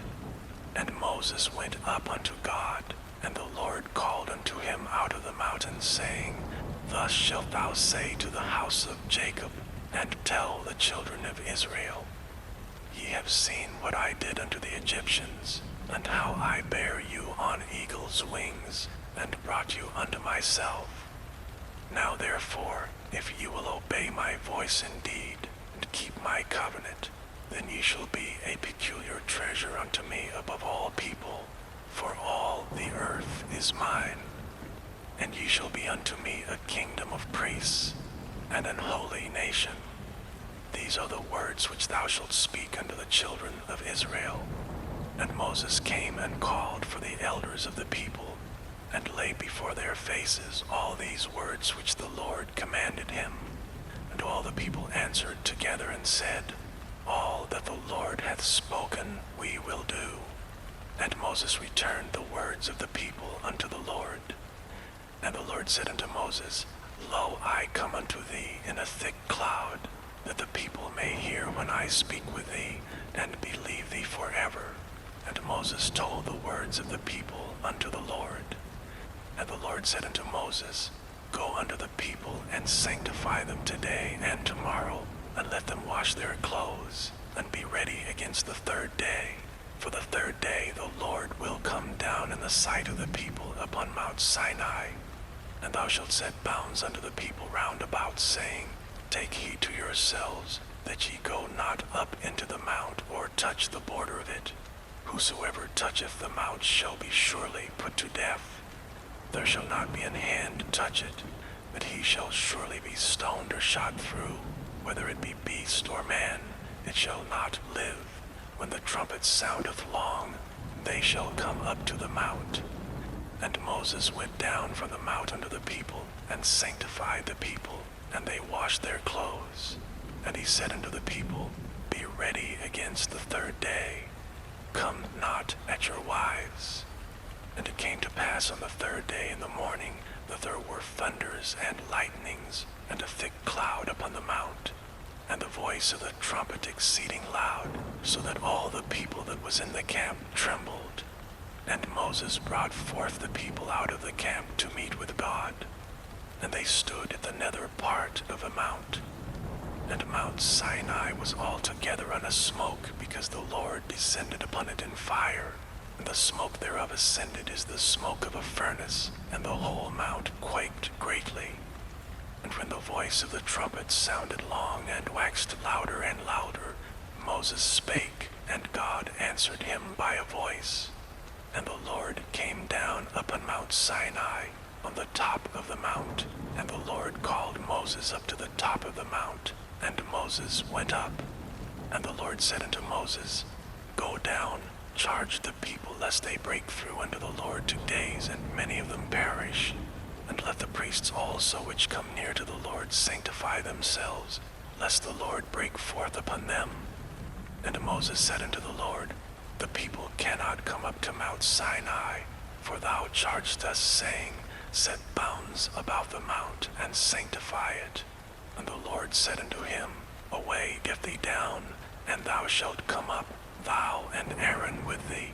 But let not the priests and the people break through to come up unto the Lord, lest he break forth upon them. So Moses went down unto the people, and spake unto them. Chapter 20.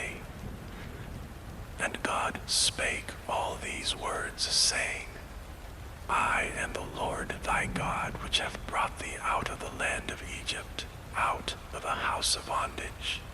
Thou shalt have no other gods before me. Thou shalt not make unto thee any graven image, or any likeness of anything that is in heaven above, or that is in the earth beneath, or that is in the water under the earth. Thou shalt not bow down thyself to them, nor serve them. For I, the Lord thy God, am a jealous God, visiting the iniquity of the fathers upon the children unto the 3rd and 4th generation of them that hate me, and showing mercy unto thousands of them that love me and keep my commandments. Thou shalt not take the name of the Lord thy God in vain, for the Lord will not hold him guiltless that taketh his name in vain. Remember the Sabbath day to keep it holy. 6 days shalt thou labor and do all thy work, but the 7th day is the Sabbath of the Lord thy God. In it thou shalt not do any work, thou nor thy son nor thy daughter, thy manservant nor thy maidservant, nor thy cattle, nor thy stranger that is within thy gates. For in 6 days the Lord made heaven and earth, the sea, and all that in them is, and rested the 7th day. Wherefore the Lord blessed the Sabbath day, and hallowed it. Honor thy father and thy mother, that thy days may be long upon the land which the Lord thy God giveth thee. Thou shalt not kill. Thou shalt not commit adultery. Thou shalt not steal. Thou shalt not bear false witness against thy neighbor. Thou shalt not covet thy neighbor's house. Thou shalt not covet thy neighbor's wife, nor his manservant, nor his maidservant, nor his ox, nor his ass, nor anything that is thy neighbor's. And all the people saw the thunderings and the lightnings, and the noise of the trumpet, and the mountain smoking. And when the people saw it, they removed and stood afar off. And they said unto Moses, Speak thou with us, and we will hear, but let not God speak with us, lest we die. And Moses said unto the people, Fear not, for God is come to prove you, and that his fear may be before your faces, that ye sin not. And the people stood afar off, and Moses drew near unto the thick darkness where God was. And the Lord said unto Moses, Thus thou shalt say unto the children of Israel, Ye have seen that I have talked with you from heaven. Ye shall not make with me gods of silver, neither shall ye make unto you gods of gold. An altar of earth thou shalt make unto me, and shalt sacrifice thereon thy burnt offerings and thy peace offerings, thy sheep and thine oxen. In all places where I record my name, I will come unto thee, and I will bless thee. And if thou wilt make me an altar of stone, thou shalt not build it of hewn stone. For if thou lift up thy tool upon it, thou hast polluted it. Neither shalt thou go up by steps unto mine altar, that thy nakedness be not discovered thereon. Chapter 21. Now these are the judgments which thou shalt set before them. If thou buy an Hebrew servant, 6 years he shall serve, and in the 7th he shall go out free for nothing. If he came in by himself, he shall go out by himself. If he were married, then his wife shall go out with him. If his master have given him a wife, and she have borne him sons or daughters, the wife and her children shall be her master's, and he shall go out by himself. And if thy servant shall plainly say, I love my master, my wife, and my children, I will not go out free, then his master shall bring him unto the judges. He shall also bring him to the door, or unto the doorpost, and his master shall bore his ear through with an awl, and he shall serve him forever. And if a man sell his daughter to be a maidservant, she shall not go out as the men's servants do. If she please not her master who hath betrothed her to himself, then shall he let her be redeemed. To sell her unto a strange nation he shall have no power, seeing he hath dealt deceitfully with her. And if he have betrothed her unto his son, he shall deal with her after the manner of daughters. If he take him another wife, her food, her raiment, and her duty of marriage shall he not diminish. And if he do not these 3 things unto her, then shall she go out free without money. He that smiteth a man, so that he die, shall be surely put to death. And if a man lie not in wait, but God deliver him into his hand, then I will appoint thee a place whither he shall flee. But if a man come presumptuously upon his neighbor, to slay him with guile, thou shalt take him from thine altar that he may die. He that smiteth his father or his mother shall be surely put to death. He that stealeth a man and selleth him, or if he be found in his hand, he shall surely be put to death. And he that curseth his father or his mother shall surely be put to death. And if men strive together, and one smite another with a stone or with his fist, and he die not, but keepeth his bed, if he rise again and walk abroad upon his staff, then shall he that smote him be quit, only he shall pay for the loss of his time, and shall cause him to be thoroughly healed. And if a man smite his servant or his maid with a rod, and he die under his hand, he shall be surely punished. Notwithstanding, if he continue a day or 2, he shall not be punished, for he is his money. If men strive and hurt a woman with child, so that her fruit depart from her, and yet no mischief follow, he shall be surely punished according as the woman's husband will lay upon him, and he shall pay as the judges determine. And if any mischief follow, then thou shalt give life for life, eye for eye, tooth for tooth, hand for hand, foot for foot, burning for burning, wound for wound, stripe for stripe. And if a man smite the eye of his servant or the eye of his maid that it perish, he shall let him go free for his eye's sake. And if he smite out his manservant's tooth or his maidservant's tooth, he shall let him go free for his tooth's sake. If an ox gore a man or a woman that they die, then the ox shall be surely stoned, and his flesh shall not be eaten, but the owner of the ox shall be quit. But if the ox were wont to push with his horn in time past, and it have been testified to his owner, and he have not kept him in, but that he have killed a man or a woman, the ox shall be stoned, and his owner also shall be put to death. If there be laid on him a sum of money, then he shall give for the ransom of his life whatsoever is laid upon him. Whether he have gored a son, or have gored a daughter, according to this judgment shall it be done unto him. If the ox shall push a man's servant or a maid's servant, he shall give unto their master 30 shekels of silver, and the ox shall be stoned. And if a man shall open a pit, or if a man shall dig a pit and not cover it, and an ox or an ass fall therein, the owner of the pit shall make it good, and give money unto the owner of them, and the dead beast shall be his. And if one man's ox hurt another's that he die, then they shall sell the live ox and divide the money of it, and the dead ox also they shall divide. Or if it be known that the ox hath used to push in time past, and his owner hath not kept him in, he shall surely pay ox for ox, and the dead shall be his own. Chapter 22. If a man shall steal an ox or a sheep and kill it or sell it, he shall restore 5 oxen for an ox, and 4 sheep for a sheep. If a thief be found breaking up, and be smitten that he die, there shall no blood be shed for him. If the sun be risen upon him, there shall be blood shed for him, for he should make full restitution. If he have nothing, then he shall be sold for his theft. If the theft be certainly found in his hand alive, whether it be ox or ass or sheep, he shall restore double. If a man shall cause a field or vineyard to be eaten, and shall put in his beast, and shall feed in another man's field, of the best of his own field, and of the best of his own vineyard, shall he make restitution.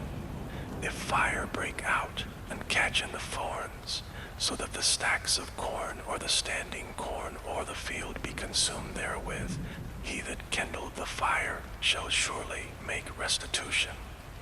If a man shall deliver unto his neighbor money or stuff to keep, and it be stolen out of the man's house, if the thief be found, let him pay double. If the thief be not found, then the master of the house shall be brought unto the judges, to see whether he have put his hand unto his neighbor's goods. For all manner of trespass, whether it be for ox, for ass, for sheep, for raiment, or for any manner of lost thing, which another challengeth to be his, the cause of both parties shall come before the judges, and whom the judges shall condemn, he shall pay double unto his neighbor. If a man deliver unto his neighbor an ass or an ox or a sheep or any beast to keep, and it die or be hurt or driven away, no man seeing it, then shall an oath of the Lord between them both, that he hath not put his hand unto his neighbor's goods, and the owner of it shall accept thereof, and he shall not make it good. And if it be stolen from him, he shall make restitution unto the owner thereof. If it be torn in pieces, then let him bring it for witness, and he shall not make good that which was torn. And if a man borrow aught of his neighbor, and it be hurt or die, the owner thereof being not with it, he shall surely make it good. But if the owner thereof be with it, he shall not make it good. If it be an hired thing, it came for his hire. And if a man entice a maid that is not betrothed, and lie with her, he shall surely endow her to be his wife. If her father utterly refuse to give her unto him, he shall pay money according to the dowry of virgins. Thou shalt not suffer a witch to live. Whosoever lieth with a beast shall surely be put to death. He that sacrificeth unto any god save unto the Lord only, he shall be utterly destroyed. Thou shalt neither vex a stranger nor oppress him, for ye were strangers in the land of Egypt. Ye shall not afflict any widow or fatherless child. If thou afflict them in any wise, and they cry at all unto me, I will surely hear their cry. And my wrath shall wax hot, and I will kill you with a sword, and your wives shall be widows, and your children fatherless. If thou lend money to any of my people that is poor by thee, thou shalt not be to him as an usurer, neither shalt thou lay upon him usury. If thou at all take thy neighbor's raiment to pledge, thou shalt deliver it unto him by that the sun goeth down. For that is his covering only, it is his raiment for his skin. Wherein shall he sleep? And it shall come to pass when he crieth unto me that I will hear, for I am gracious. Thou shalt not revile the gods, nor curse the ruler of thy people. Thou shalt not delay to offer the first of thy ripe fruits and of thy liquors. The firstborn of thy son shalt thou give unto me. Likewise shalt thou do with thine oxen and with thy sheep. 7 days it shall be with his dam, and on the 8th day thou shalt give it me. And ye shall be holy men unto me. Neither shall ye eat any flesh that is torn of beasts in the field. Ye shall cast it to the dogs. Chapter 23. Thou shalt not raise a false report. Put not thine hand with the wicked, to be an unrighteous witness. Thou shalt not follow a multitude to do evil, neither shalt thou speak in a cause to decline after many to wrest judgment, neither shalt thou countenance a poor man in his cause. If thou meet thine enemy's ox or his ass going astray, thou shalt surely bring it back to him again.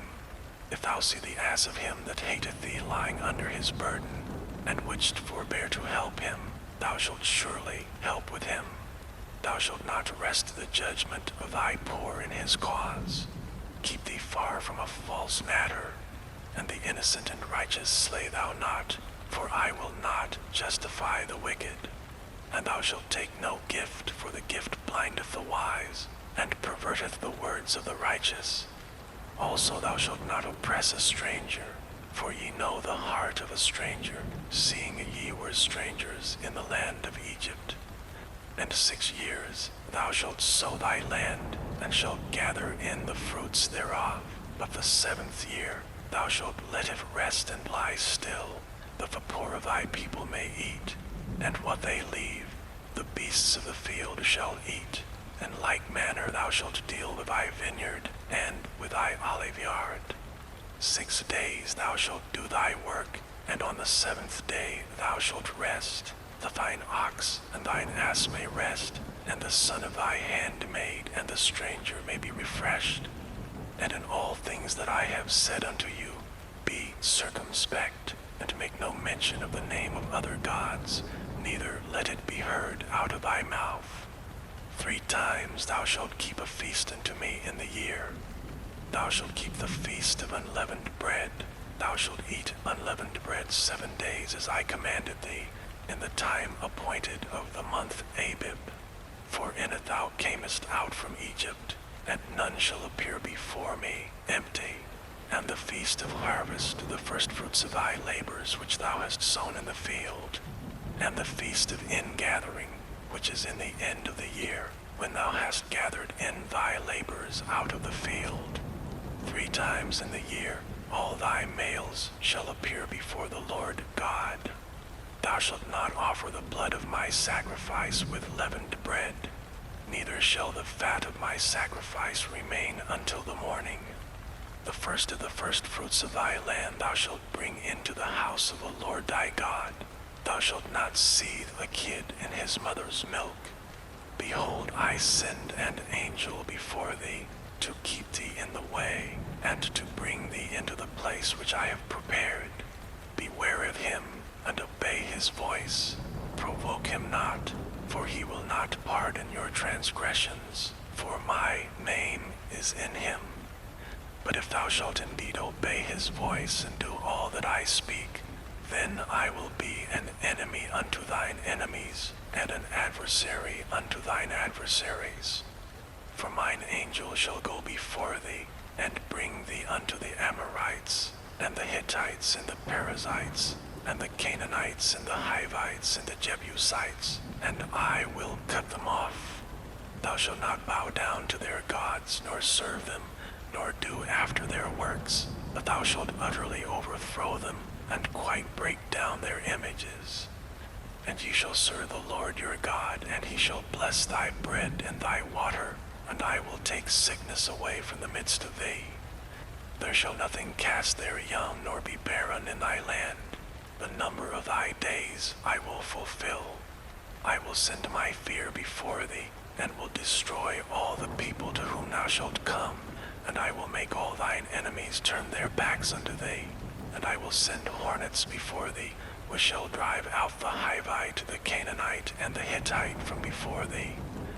And I will not drive them out from before thee in 1 year, lest the land become desolate, and the beasts of the field multiply against thee. By little and little I will drive them out from before thee, until thou be increased and inherit the land. And I will set thy bounds from the Red Sea, even unto the sea of the Philistines, and from the desert unto the river. For I will deliver the inhabitants of the land into your hand, and thou shalt drive them out before thee. Thou shalt make no covenant with them, nor with their gods. They shall not dwell in thy land, lest they make thee sin against me. For if thou serve their gods, it will surely be a snare unto thee. Chapter 24. And he said unto Moses, Come up unto the Lord, thou and Aaron, Nadab and Abihu, and 70 of the elders of Israel, and worship ye afar off. And Moses alone shall come near the Lord, but they shall not come nigh, neither shall the people go up with him. And Moses came and told the people all the words of the Lord, and all the judgments. And all the people answered with one voice and said, All the words which the Lord hath said we will do. And Moses wrote all the words of the Lord, and rose up early in the morning and builded an altar under the hill, and 12 pillars, according to the 12 tribes of Israel. And he set young men of the children of Israel, which offered burnt offerings and sacrificed peace offerings of oxen unto the Lord. And Moses took half of the blood, and put it in basins, and half of the blood he sprinkled on the altar. And he took the book of the covenant, and read in the audience of the people. And they said, All that the Lord hath said, we will do, and be obedient. And Moses took the blood and sprinkled it on the people, and said, Behold the blood of the covenant, which the Lord hath made with you concerning all these words. Then went up Moses and Aaron, Nadab and Abihu, and 70 of the elders of Israel. And they saw the God of Israel, and there was under his feet as it were a paved work of a sapphire stone, and as it were the body of heaven in his clearness. And upon the nobles of the children of Israel he laid not his hand. Also they saw God, and did eat and drink. And the Lord said unto Moses, Come up to me into the mount, and be there. And I will give thee tables of stone, and the law and commandments which I have written, that thou mayest teach them. And Moses rose up, and his minister Joshua. And Moses went up into the mount of God. And he said unto the elders, Tarry ye here for us until we come again unto you. And behold, Aaron and Hur are with you. If any man have any matters to do, let him come unto them. And Moses went up into the mount, and a cloud covered the mount. And the glory of the Lord abode upon Mount Sinai, and the cloud covered it 6 days. And the 7th day he called unto Moses out of the midst of the cloud. And the sight of the glory of the Lord was like devouring fire on the top of a mount in the eyes of the children of Israel. And Moses went into the midst of the cloud, and gat him up into the mount. And Moses was in the mount 40 days and 40 nights. Chapter 25. And the Lord spake unto Moses, saying, Speak unto the children of Israel, that they bring me an offering. Of every man that giveth it willingly with his heart, ye shall take my offering. And this is the offering which ye shall take of them: gold and silver and brass, and blue and purple and scarlet and fine linen and goat's hair, and ram skins dyed red, and badgers' skins and shittim wood, oil for the light, spices for anointing oil, and for sweet incense, onyx stones and stones to be set in the ephod and in the breastplate, and let them make me a sanctuary, that I may dwell among them, according to all that I show thee, after the pattern of the tabernacle and the pattern of all the instruments thereof, even so shall ye make it. And they shall make an ark of shittim wood. 2 cubits and a half shall be the length thereof, and 1 cubit and a half the breadth thereof, and 1 cubit and a half the height thereof. And thou shalt overlay it with pure gold. Within and without shalt thou overlay it, and shalt make upon it a crown of gold round about. And thou shalt cast 4 rings of gold for it, and put them in the 4 corners thereof. And 2 rings shall be in the one side of it, and 2 rings in the other side of it. And thou shalt make staves of shittim wood, and overlay them with gold. And thou shalt put the staves into the rings by the sides of the ark, that the ark may be borne with them. The stave shall be in the rings of the ark, they shall not be taken from it. And thou shalt put into the ark the testimony which I shall give thee. And thou shalt make a mercy seat of pure gold. 2 cubits and a half shall be the length thereof, and 1 cubit and a half the breadth thereof. And thou shalt make 2 cherubims of gold, of beaten work shalt thou make them, in the 2 ends of the mercy seat. And make 1 cherub on the one end, and the other cherub on the other end. Even of the mercy seat shall ye make the cherubims on the 2 ends thereof. And the cherubim shall stretch forth their wings on high, covering the mercy seat with their wings, and their faces shall look one to another. Toward the mercy seat shall the faces of the cherubims be. And thou shalt put the mercy seat above upon the ark, and in the ark thou shalt put the testimony that I shall give thee. And there I will meet with thee, and I will commune with thee from above the mercy seat, from between the 2 cherubims which are upon the ark of the testimony, of all things which I will give thee in commandment unto the children of Israel. Thou shalt also make a table of shittim wood. 2 cubits shall be the length thereof, and 1 cubit the breadth thereof, and 1 cubit and a half the height thereof. And thou shalt overlay it with pure gold, and make thereto a crown of gold round about. And thou shalt make unto it a border of an hand breadth round about, and thou shalt make a golden crown to the border thereof round about. And thou shalt make for it 4 rings of gold, and put the rings in the 4 corners that are on the 4 feet thereof. Over against the border shall the rings be for places of the staves to bear the table. And thou shalt make the staves of shittim wood, and overlay them with gold, that the table may be borne with them.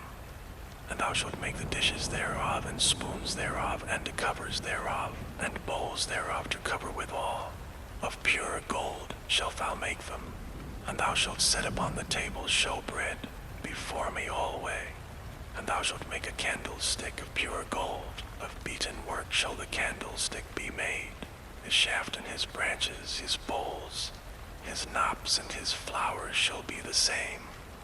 And 6 branches shall come out of the sides of it, 3 branches of the candlestick out of the one side, and 3 branches of the candlestick out of the other side. 3 bowls made like unto almonds, with a knop and a flower in one branch, and 3 bowls made like almonds in the other branch, with a knop and a flower. So in the 6 branches that come out of the candlestick. And in the candlestick shall be 4 bowls, made like unto almonds, with their knops and their flowers. And there shall be a knop under 2 branches of the same, and a knop under 2 branches of the same, and a knop under 2 branches of the same, according to the 6 branches that proceed out of the candlestick. Their knops and their branches shall be of the same. All it shall be one beaten work of pure gold. And thou shalt make the 7 lamps thereof, and they shall light the lamps thereof, that they may give light over against it. And the tongs thereof, and the snuff dishes thereof shall be of pure gold. But a talent of pure gold shall he make it, with all these vessels. And look that thou make them after their pattern, which was showed thee in the mount. Chapter 26. Moreover thou shalt make the tabernacle with 10 curtains of fine twined linen, and blue and purple and scarlet, with cherubims of cunning work shalt thou make them. The lengths of one curtain shall be 8 and 20 cubits, and the breadth of one curtain 4 cubits, and every one of the curtains shall have one measure. The 5 curtains shall be coupled together one to another, and other 5 curtains shall be coupled one to another. And thou shalt make loops of blue upon the edge of the one curtain from the selvage in the coupling, and likewise shalt thou make in the uttermost edge of another curtain in the coupling of the second. 50 loops shalt thou make in the one curtain, and 50 loops shalt thou make in the edge of the curtain that is in the coupling of the second, that the loops may take hold one of another. And thou shalt make 50 taches of gold, and couple the curtains together with the taches, and it shall be one tabernacle.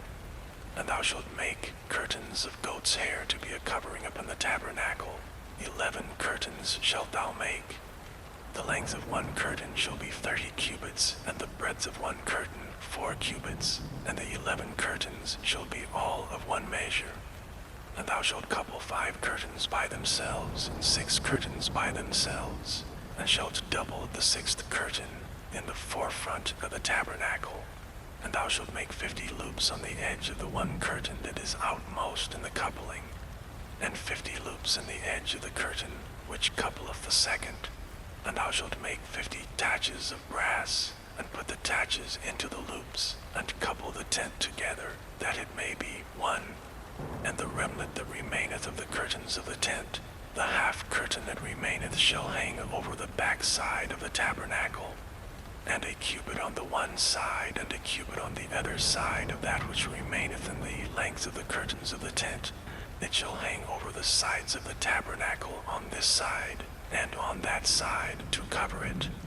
And thou shalt make a covering for the tent of ram skins dyed red, and a covering above of badger's skins. And thou shalt make boards for the tabernacle of shittim wood standing up. 10 cubits shall be the length of a board, and a cubit and a half shall be the breadth of one board. 2 tenons shall there be in one board, set in order one against another. Thus shalt thou make for all the boards of the tabernacle. And thou shalt make the boards for the tabernacle 20 boards on the south side southward. And thou shalt make 40 sockets of silver under the 20 boards, 2 sockets under one board for his 2 tenons, and 2 sockets under another board for his 2 tenons. And for the second side of the tabernacle on the north side there shall be 20 boards, and there 40 sockets of silver, 2 sockets under one board, and 2 sockets under another board. And for the size of the tabernacle westward thou shalt make 6 boards, and 2 boards shalt thou make for the corners of the tabernacle in the 2 sides. And they shall be coupled together beneath, and they shall be coupled together above the head of it unto one ring. Thus shall it be for them both. They shall be for the 2 corners. And they shall be 8 boards, and their sockets of silver, 16 sockets, 2 sockets under one board, and 2 sockets under another board. And thou shalt make bars of shittim wood, 5 for the boards of one side of the tabernacle, and 5 bars for the boards of the other side of the tabernacle, and 5 bars for the boards of the side of the tabernacle, for the 2 sides westward. And the middle bar in the midst of the boards shall reach from end to end. And thou shalt overlay the boards with gold, and make their rings of gold for places for the bars. And thou shalt overlay the bars with gold. And thou shalt rear up the tabernacle according to the fashion thereof which we showed thee in the mount. And thou shalt make a veil of blue and purple and scarlet and fine twined linen of cunning work. With cherubims shall it be made. And thou shalt hang it upon 4 pillars of shittim wood overlaid with gold. Their hooks shall be of gold upon the 4 sockets of silver. And thou shalt hang up the veil under the taches, that thou mayest bring in thither within the veil the ark of the testimony. And the veil shall divide unto you between the holy place and the most holy.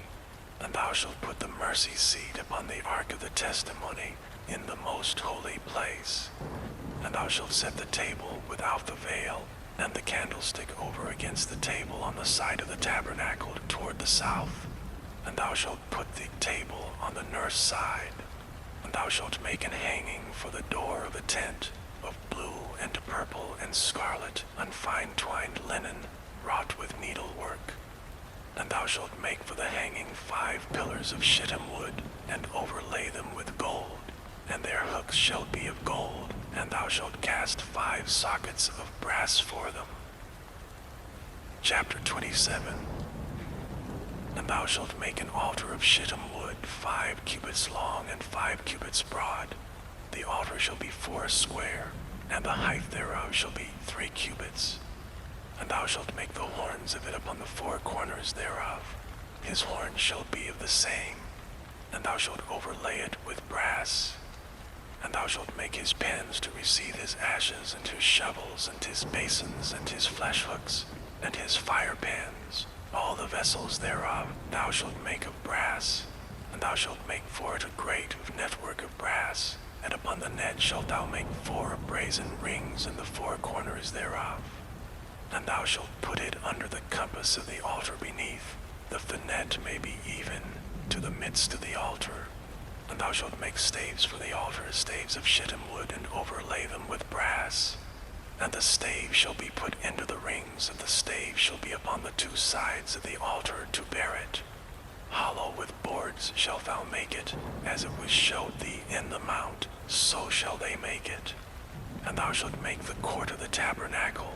For the south side southward, there shall be hangings for the court of fine twined linen, of 100 cubits long for one side. And the 20 pillars thereof and their 20 sockets shall be of brass. The hooks of the pillars and their fillets shall be of silver. And likewise for the north side in length there shall be hangings of 100 cubits long, and his 20 pillars and their 20 sockets of brass. The hooks of the pillars and their fillets of silver. And for the breadth of the court on the west side shall be hangings of 50 cubits, their pillars 10, and their sockets 10. And the breadth of the court on the east side eastward shall be 50 cubits. The hangings of one side of the gate shall be 15 cubits, their pillars 3, and their sockets 3. And on the other side shall be hangings 15 cubits, their pillars 3, and their sockets 3. And for the gate of the court shall be an hanging of 20 cubits of blue and purple and scarlet, and fine twined linen, wrought with needlework. And their pillars shall be 4, and their sockets 4. All the pillars round about the court shall be filleted with silver. Their hooks shall be of silver, and their sockets of brass. The length of the court shall be 100 cubits, and the breadth 50 everywhere, and the height 5 cubits of fine twined linen, and their sockets of brass. All the vessels of the tabernacle, and all the service thereof, and all the pins thereof, and all the pins of the court shall be of brass. And thou shalt command the children of Israel that they bring thee pure oil olive beaten for the light, to cause the lamp to burn always.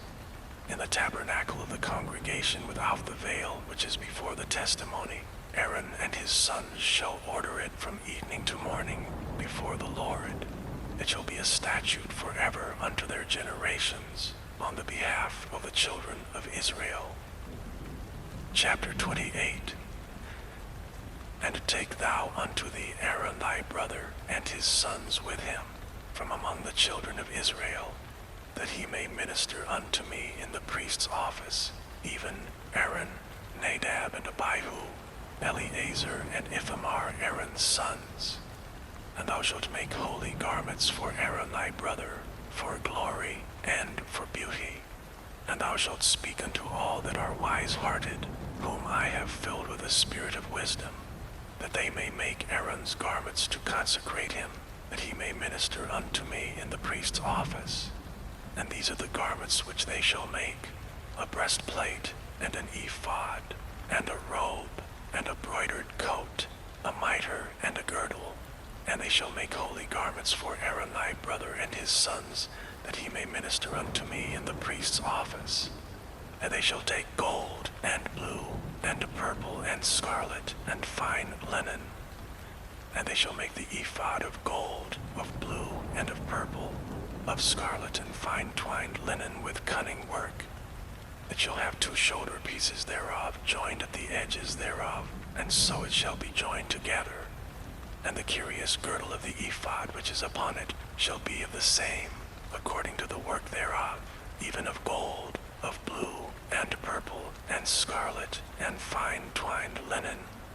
And thou shalt take 2 onyx stones, and grave on them the names of the children of Israel, 6 of their names on one stone, and the other 6 names of the rest on the other stone, according to their birth. With the work of an engraver in stone, like the engravings of a signet, shalt thou engrave the 2 stones with the names of the children of Israel. Thou shalt make them to be set in ouches of gold. And thou shalt put the 2 stones upon the shoulders of the ephod, for stones of a memorial unto the children of Israel. And Aaron shall bear their names before the Lord upon his 2 shoulders for a memorial. And thou shalt make ouches of gold, and 2 chains of pure gold at the ends. Of wreathen work shalt thou make them, and fasten the wreathen chains to the ouches. And thou shalt make the breastplate of judgment with cunning work. After the work of the ephod thou shalt make it of gold, of blue, and of purple, and of scarlet, and of fine twined linen shalt thou make it. For a square it shall be, being doubled. A span shall be the length thereof, and a span shall be the breadth thereof. And thou shalt set in it settings of stones, even 4 rows of stones. The first row shall be a sardius, a topaz, and a carbuncle. This shall be the first row.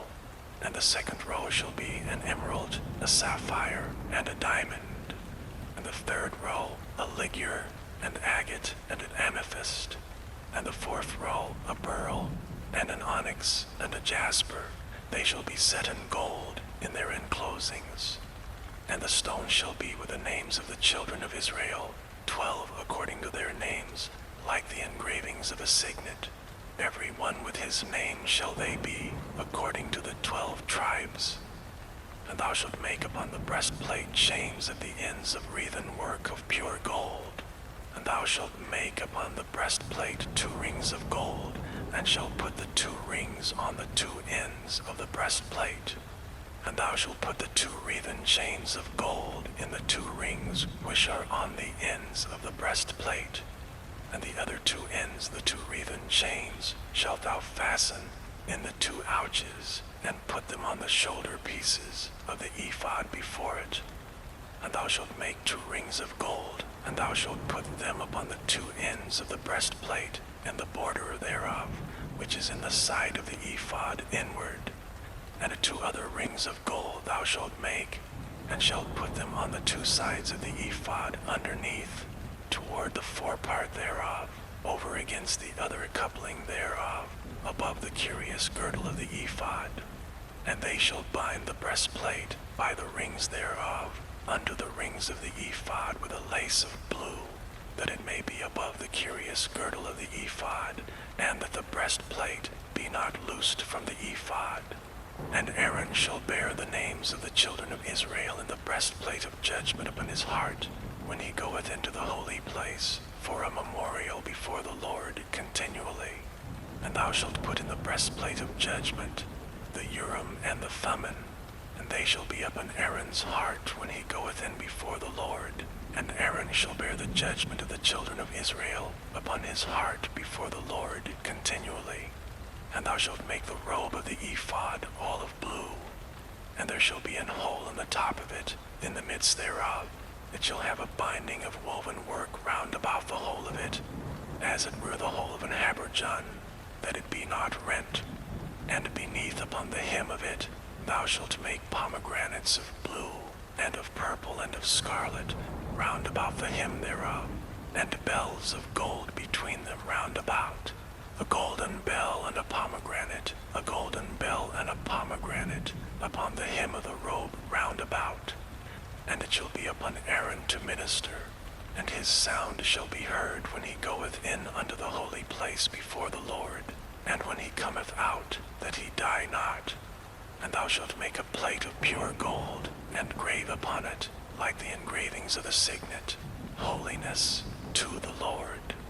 And thou shalt put it on a blue lace, that it may be upon the mitre, upon the forefront of the mitre it shall be, and it shall be upon Aaron's forehead, that Aaron may bear the iniquity of the holy things which the children of Israel shall hallow in all their holy gifts. And it shall be always upon his forehead, that they may be accepted before the Lord. And thou shalt embroider the coat of fine linen, and thou shalt make the mitre of fine linen, and thou shalt make the girdle of needlework. And for Aaron's sons thou shalt make coats, and thou shalt make for them girdles, and bonnets shalt thou make for them, for glory and for beauty. And thou shalt put them upon Aaron thy brother and his sons with him, and shalt anoint them, and consecrate them, and sanctify them, that they may minister unto me in the priest's office. And thou shalt make them linen breeches to cover their nakedness, from the loins even unto the thighs they shall reach, and they shall be upon Aaron and upon his sons, when they come in unto the tabernacle of the congregation, or when they come near unto the altar to minister in the holy place, that they bear not iniquity and die. It shall be a statute forever unto him and his seed after him. Chapter 29. And this is the thing that thou shalt do unto them to hallow them, to minister unto me in the priest's office. Take 1 young bullock, and 2 rams without blemish, and unleavened bread, and cakes unleavened tempered with oil, and wafers unleavened, anointed with oil. Of wheaten flour shalt thou make them. And thou shalt put them into 1 basket, and bring them in the basket with the bullock and the 2 rams. And Aaron and his sons thou shalt bring unto the door of the tabernacle of the congregation, and shalt wash them with water. And thou shalt take the garments, and put upon Aaron the coat, and the robe of the ephod, and the breastplate, and gird him with the curious girdle of the ephod. And thou shalt put the mitre upon his head, and put the holy crown upon the mitre. Then shalt thou take anointing oil, and pour it upon his head, and anoint him. And thou shalt bring his sons, and put coats upon them. And thou shalt gird them with girdles, Aaron and his sons, and put the bonnets on them. And the priest's office shall be theirs for a perpetual statute. And thou shalt consecrate Aaron and his sons. And thou shalt cause a bullock to be brought before the tabernacle of the congregation. And Aaron and his sons shall put their hands upon the head of the bullock. And thou shalt kill the bullock before the Lord, by the door of the tabernacle of the congregation. And thou shalt take of the blood of the bullock, and put it upon the horns of the altar with thy finger, and pour all the blood beside the bottom of the altar. And thou shalt take all the fat that covereth the inwards, and the caul that is above the liver, and the 2 kidneys, and the fat that is upon them, and burn them upon the altar. But the flesh of the bullock and his skin and his dung shalt thou burn with fire without the camp. It is a sin offering. Thou shalt also take 1 ram, and Aaron and his sons shall put their hands upon the head of the ram. And thou shalt slay the ram, and thou shalt take his blood, and sprinkle it round about upon the altar. And thou shalt cut the ram in pieces, and wash the inwards of him and his legs, and put them unto his pieces, and unto his head. And thou shalt burn the whole ram upon the altar. It is a burnt offering unto the Lord. It is a sweet savor, an offering made by fire unto the Lord. And thou shalt take the other ram, and Aaron and his sons shall put their hands upon the head of the ram. Then shalt thou kill the ram, and take of his blood, and put it upon the tip of the right ear of Aaron, and upon the tip of the right ear of his sons, and upon the thumb of their right hand, and upon the great toe of their right foot, and sprinkle the blood upon the altar round about. And thou shalt take of the blood that is upon the altar, and of the anointing oil, and sprinkle it upon Aaron, and upon his garments, and upon his sons, and upon the garments of his sons with him. And he shall be hallowed, and his garments, and his sons garments with him. Also thou shalt take of the ram the fat, and the rump, and the fat that covereth the inwards, and the caul above the liver, and the 2 kidneys, and the fat that is upon them, and the right shoulder, for it is a ram of consecration, and 1 loaf of bread, and 1 cake of oiled bread, and 1 wafer out of the basket of the unleavened bread that is before the Lord. And thou shalt put all in the hands of Aaron, and in the hands of his sons, and shalt wave them for a wave offering before the Lord. And thou shalt receive them of their hands, and burn them upon the altar for a burnt offering, for a sweet savor before the Lord. It is an offering made by fire unto the Lord. And thou shalt take the breast of the ram of Aaron's consecration, and wave it for a wave offering before the Lord, and it shall be thy part. And thou shalt sanctify the breast of the wave offering, and the shoulder of the heave offering which is waved and which is heaved up, of the ram of the consecration, even of that which is for Aaron, and of that which is for his sons. And it shall be Aaron's and his sons by a statute forever from the children of Israel. For it is an heave offering, and it shall be an heave offering from the children of Israel of the sacrifice of their peace offerings, even their heave offering unto the Lord. And the holy garments of Aaron shall be his sons after him, to be anointed therein, and to be consecrated in them. And that son that is priest in his stead shall put them on 7 days when he cometh into the tabernacle of the congregation to minister in the holy place. And thou shalt take the ram of the consecration, and seethe his flesh in the holy place. And Aaron and his sons shall eat the flesh of the ram, and the bread that is in the basket by the door of the tabernacle of the congregation. And they shall eat those things wherewith the atonement was made, to consecrate and to sanctify them. But a stranger shall not eat thereof, because they are holy. And if aught of the flesh of the consecrations, or of the bread remain unto the morning, then thou shalt burn the remainder with fire. It shall not be eaten, because it is holy. And thus shalt thou do unto Aaron and to his sons according to all things which I have commanded thee. 7 days shalt thou consecrate them. And thou shalt offer every day a bullock for a sin offering for atonement. Thou shalt cleanse the altar when thou hast made an atonement for it, and thou shalt anoint it to sanctify it. 7 days thou shalt make an atonement for the altar and sanctify it, and it shall be an altar most holy. Whatsoever toucheth the altar shall be holy. Now this is that which thou shalt offer upon the altar, 2 lambs of the first year day by day continually. The 1 lamb thou shalt offer in the morning, and the other lamb thou shalt offer at even. And with the 1 lamb 1/10 deal of flour mingled with 1/4 part of an hin of beaten oil, and the 1/4 part of an hin of wine for a drink offering. And the other lamb thou shalt offer at even, and shalt do thereto according to the meat offering of the morning, and according to the drink offering thereof, for a sweet savor, an offering made by fire unto the Lord.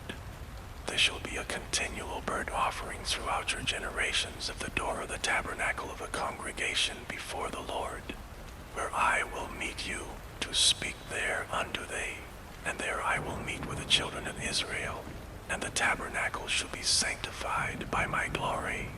And I will sanctify the tabernacle of the congregation and the altar. I will sanctify also both Aaron and his sons to minister to me in the priest's office. And I will dwell among the children of Israel, and will be their God. And they shall know that I am the Lord their God, that brought them forth out of the land of Egypt, that I may dwell among them. I am the Lord their God. Chapter 30. And thou shalt make an altar to burn incense upon. Of shittim wood shalt thou make it. A cubit shall be the length thereof, and a cubit the breadth thereof. 4 squares shall it be, and 2 cubits shall be the height thereof. The horns thereof shall be of the same. And thou shalt overlay it with pure gold, the top thereof and the sides thereof round about, and the horns thereof. And thou shalt make unto it a crown of gold round about. And 2 golden rings shalt thou make to it under the crown of it. By the 2 corners thereof, upon the 2 sides of it shalt thou make it. and they shall be for places for the staves to bear it withal. And thou shalt make the staves of shittim wood, and overlay them with gold. And thou shalt put it before the veil, that is by the ark of the testimony, before the mercy seat that is over the testimony, where I will meet with thee. And Aaron shall burn thereon sweet incense every morning. When he dresseth the lamps, he shall burn incense upon it. And when Aaron lighteth the lamps at even, he shall burn incense upon it, a perpetual incense before the Lord throughout your generations. You shall offer no strange incense thereon, nor burnt sacrifice, nor meat offering, neither shall ye pour drink offering thereon. And Aaron shall make an atonement upon the horns of it once in a year with the blood of the sin offering of atonements. Once in the year shall he make atonement upon it throughout your generations. It is most holy unto the Lord. And the Lord spake unto Moses, saying, When thou takest the sum of the children of Israel after their number, then shall they give every man a ransom for his soul unto the Lord, when thou numberest them, that there be no plague among them, when thou numberest them. This they shall give every one that passeth among them that are numbered, half a shekel after the shekel of the sanctuary. A shekel is 20 gerahs, and half shekel shall be the offering of the Lord. Every one that passeth among them that are numbered from 20 years old and above shall give an offering unto the Lord. The rich shall not give more, and the poor shall not give less than half a shekel when they give an offering unto the Lord, to make an atonement for your souls. And thou shalt take the atonement money of the children of Israel, and shalt appoint it for the service of the tabernacle of the congregation, that it may be a memorial unto the children of Israel before the Lord, to make an atonement for your souls. And the Lord spake unto Moses, saying, Thou shalt also make a laver of brass, and his foot also of brass, to wash withal. And thou shalt put it between the tabernacle of the congregation and the altar, and thou shalt put water therein. For Aaron and his sons shall wash their hands and their feet thereat. When they go into the tabernacle of the congregation, they shall wash with water, that they die not. Or when they come near to the altar to minister to burnt offering, made by fire unto the Lord. So they shall wash their hands and their feet, that they die not. And it shall be a statute forever to them, even to him and to his seed throughout their generations. Moreover the Lord spake unto Moses, saying, Take thou also unto thee principal spices of pure myrrh, 500 shekels, and of sweet cinnamon half so much, even 250 shekels, and of sweet calamus 250 shekels, and of cassia 500 shekels after the shekel of the sanctuary, and of oil olive an hin. And thou shalt make it an oil of holy ointment, an ointment compound, after the art of the apothecary. It shall be an holy anointing oil. And thou shalt anoint the tabernacle of the congregation therewith, and the ark of the testimony, and the table and all his vessels, and the candlestick and his vessels, and the altar of incense, and the altar of burnt offering with all his vessels, and the laver and his foot. And thou shalt sanctify them, that they may be most holy. Whatsoever toucheth them shall be holy. And thou shalt anoint Aaron and his sons, and consecrate them, that they may minister unto me in the priest's office. And thou shalt speak unto the children of Israel, saying, This shall be an holy anointing oil unto me throughout your generations. Upon men's flesh shall it not be poured, neither shall ye make any other like it, after the composition of it. It is holy, and it shall be holy unto you.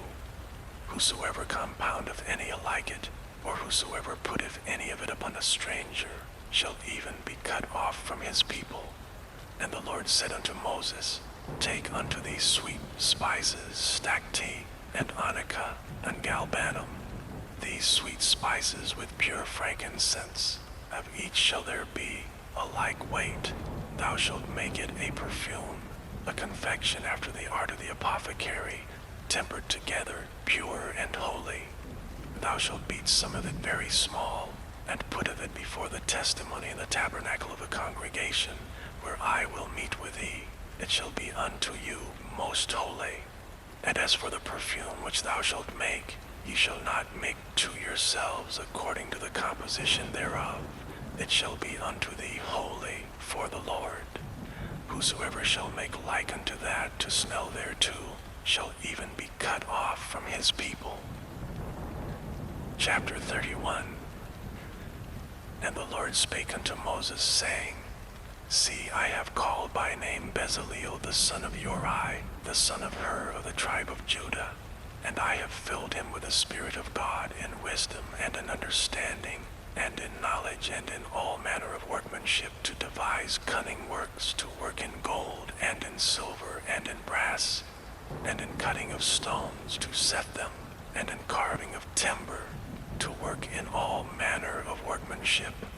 And I, behold, I have given with him Aholiab, the son of Ahisamach of the tribe of Dan, and in the hearts of all that are wise-hearted I have put wisdom, that they may make all that I have commanded thee, the tabernacle of the congregation, and the ark of the testimony, and the mercy seat that is thereupon, and all the furniture of the tabernacle, and the table and his furniture, and the pure candlestick with all his furniture, and the altar of incense, and the altar of burnt offering with all his furniture, and the laver and his foot, and the cloths of service, and the holy garments for Aaron and the priest, and the garments of his sons to minister in the priest's office, and the anointing oil, and sweet incense for the holy place, according to all that I have commanded thee, shall they do.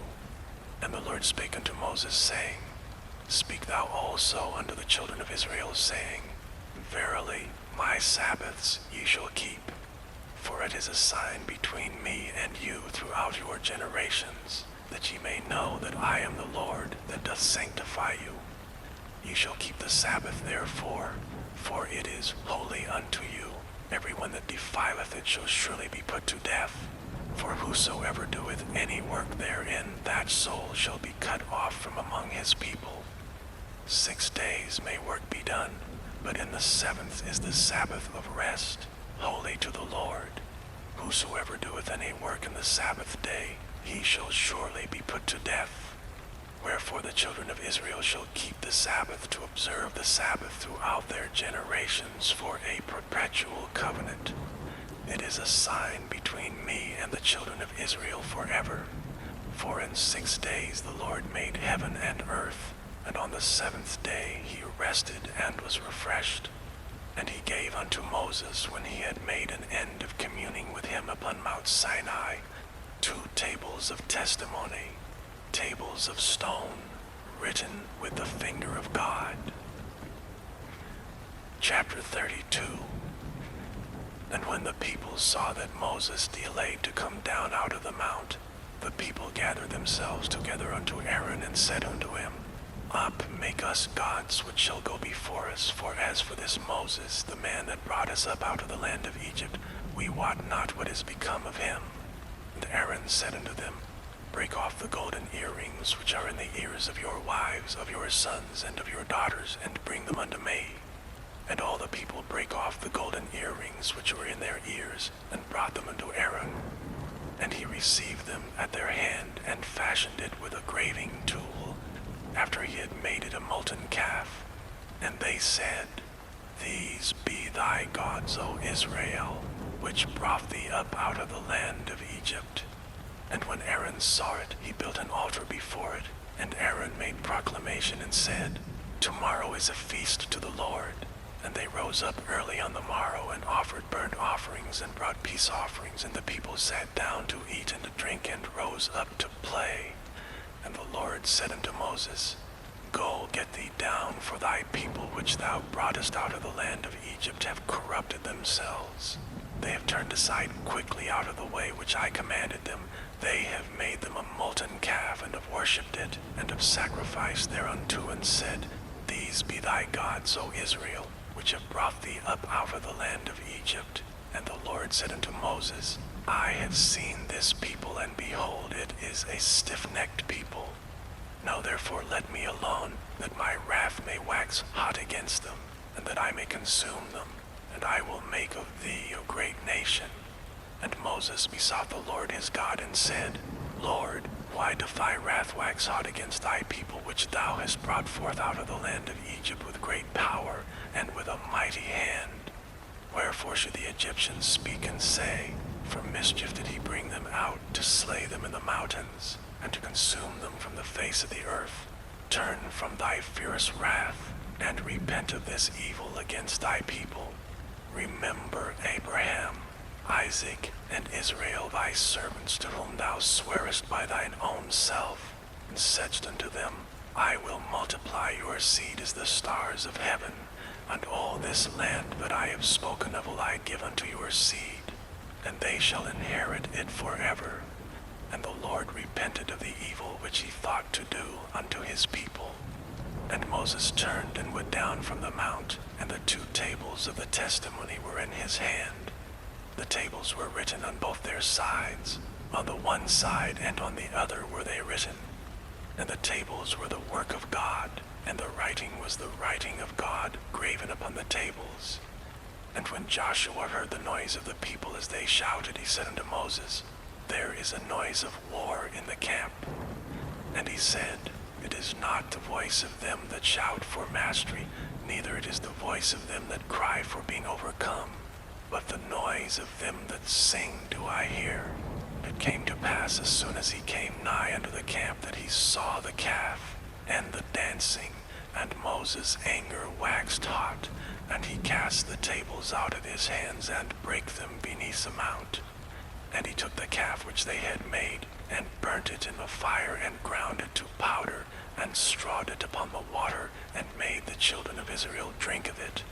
And Moses said unto Aaron, What did this people unto thee, that thou hast brought so great a sin upon them? And Aaron said, Let not the anger of my Lord wax hot. Thou knowest the people, that they are set on mischief.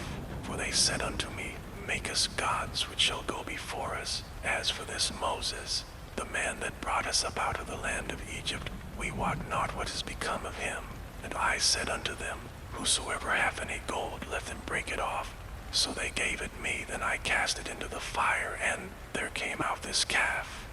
And when Moses saw that the people were naked, for Aaron had made them naked unto their shame among their enemies, then Moses stood up in the gate of the camp and said, Who is on the Lord's side?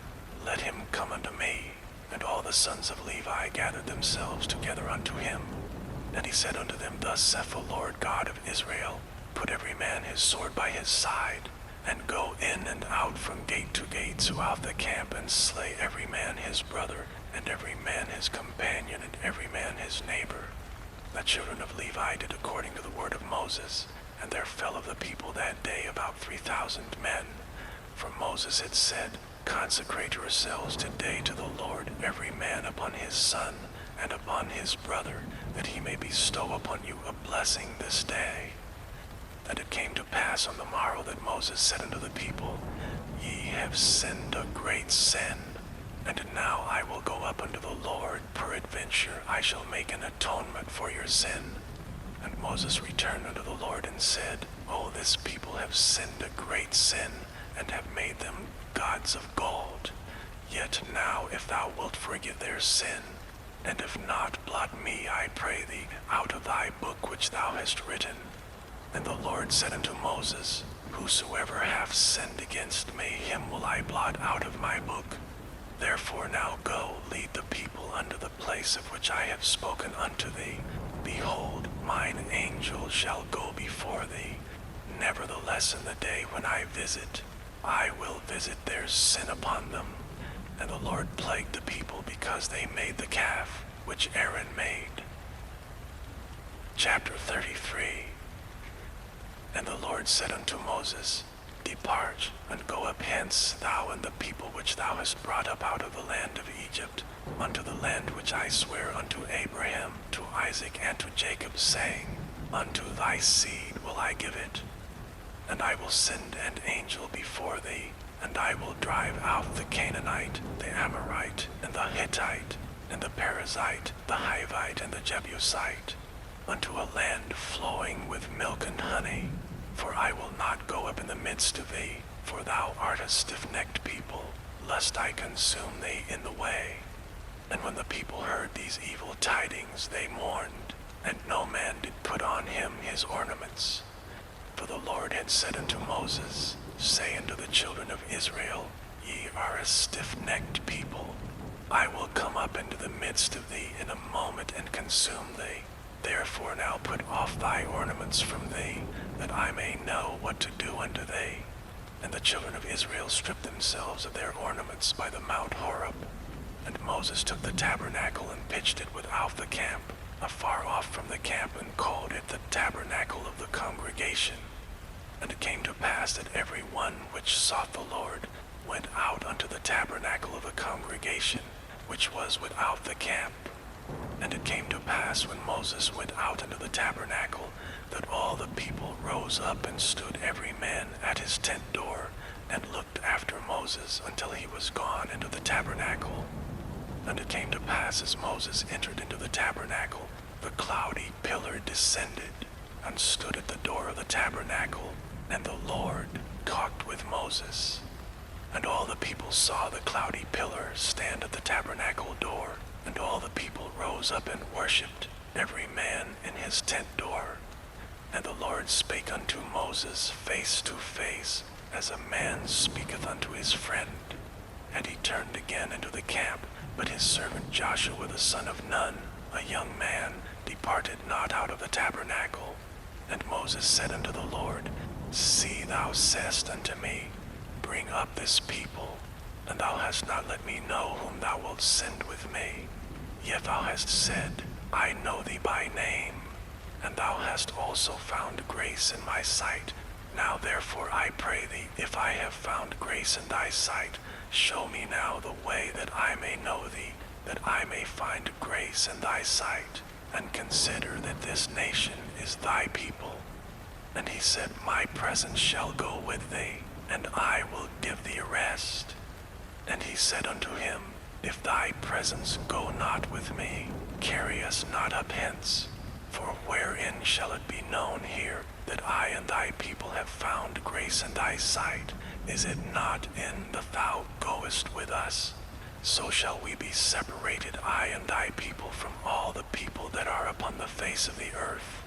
And the Lord said unto Moses, I will do this thing also that thou hast spoken, for thou hast found grace in my sight, and I know thee by name. And he said, I beseech thee, show me thy glory. And he said, I will make all my goodness pass before thee, and I will proclaim the name of the Lord before thee, and will be gracious to whom I will be gracious, and will show mercy on whom I will show mercy. And he said, Thou canst not see my face, for there shall no man see me and live. And the Lord said, Behold, there is a place by me, and thou shalt stand upon a rock. That shall come to pass while my glory passeth by, that I will put thee in a cleft of the rock, and will cover thee with my hand while I pass by. And I will take away mine hand, and thou shalt see my back parts, but my face shall not be seen. Chapter 34. And the Lord said unto Moses, Hew thee 2 tables of stone like unto the first, and I will write upon these tables the words that were in the first tables which thou breakest. And be ready in the morning, and come up in the morning unto Mount Sinai, and present thyself there to me in the top of the mount. And no man shall come up with thee, neither let any man be seen throughout all the mount, neither let the flocks nor herds feed before that mount. And he hewed 2 tables of stone like unto the first. And Moses rose up early in the morning, and went up unto Mount Sinai, as the Lord had commanded him, and took in his hand the 2 tables of stone.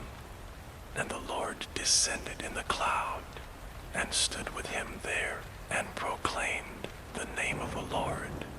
And the Lord passed by before him, and proclaimed, the Lord God, merciful and gracious, long-suffering and abundant in goodness and truth, keeping mercy for thousands, forgiving iniquity and transgression and sin, and that will by no means clear the guilty, visiting the iniquity of the fathers upon the children, and upon the children's children unto the third and to the fourth generation. And Moses made haste and bowed his head toward the earth and worshipped. And he said, If now I have found grace in thy sight, O Lord, let my Lord, I pray thee, go among us. For it is a stiff-necked people, and pardon our iniquity and our sin, and take us for thine inheritance. And he said, Behold, I make a covenant. Before all thy people I will do marvels such as have not been done in all the earth nor in any nation. And all the people among which thou art shall see the work of the Lord. For it is a terrible thing that I will do with thee. Observe thou that which I command thee this day. Behold, I will drive out before thee the Amorite, and the Canaanite, and the Hittite, and the Perizzite, and the Hivite, and the Jebusite. Take heed to thyself, lest thou make a covenant with the inhabitants of the land whither thou goest, lest it be for a snare in the midst of thee. But ye shall destroy their altars, break their images, and cut down their groves. For thou shalt worship no other God, for the Lord, whose name is jealous, is a jealous God. Lest thou make a covenant with the inhabitants of the land, and they go a-whoring after their gods, and do sacrifice unto their gods, and one call thee, and thou eat of his sacrifice. And thou take of their daughters unto thy sons, and their daughters go a-whoring after their gods, and make thy sons go a-whoring after their gods. Thou shalt make thee no molten gods. The feast of unleavened bread shalt thou keep. 7 days thou shalt eat unleavened bread as I commanded thee, in the time of the month Abib. For in the month Abib thou camest out from Egypt. All that openeth the matrix is mine, and every firstling among thy cattle, whether ox or sheep, that is male. But the firstling of an ass thou shalt redeem with a lamb, and if thou redeem him not, then shalt thou break his neck. All the firstborn of thy sons shalt thou redeem, that none shall appear before me empty. 6 days shalt thou work, but on the 7th day thou shalt rest. In earing time and in harvest thou shalt rest. And thou shalt observe the feast of weeks, of the first fruits of wheat harvest, and the feast of ingathering at the year's end. Thrice in the year shall all your men children appear before the Lord God, the God of Israel. For I will cast out the nations before thee, and enlarge thy borders.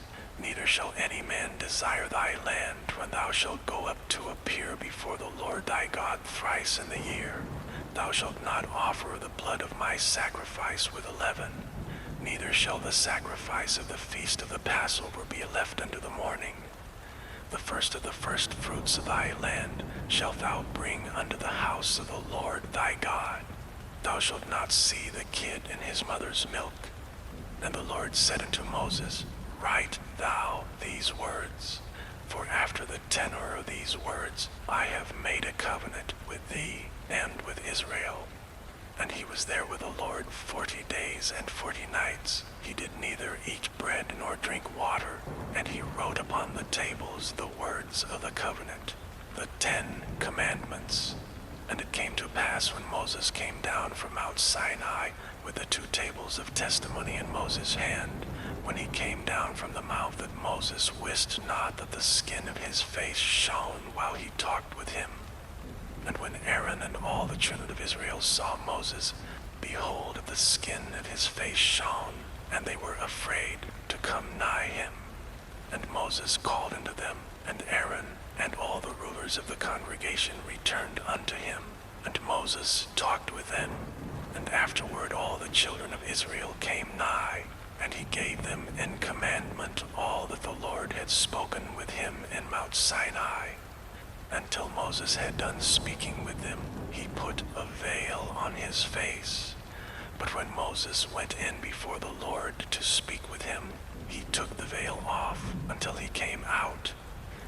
And he came out and spake unto the children of Israel that which he was commanded. And the children of Israel saw the face of Moses, that the skin of Moses' face shone. And Moses put the veil upon his face again, until he went in to speak with him. Chapter 35. And Moses gathered all the congregation of the children of Israel together, and said unto them, These are the words which the Lord hath commanded, that ye should do them.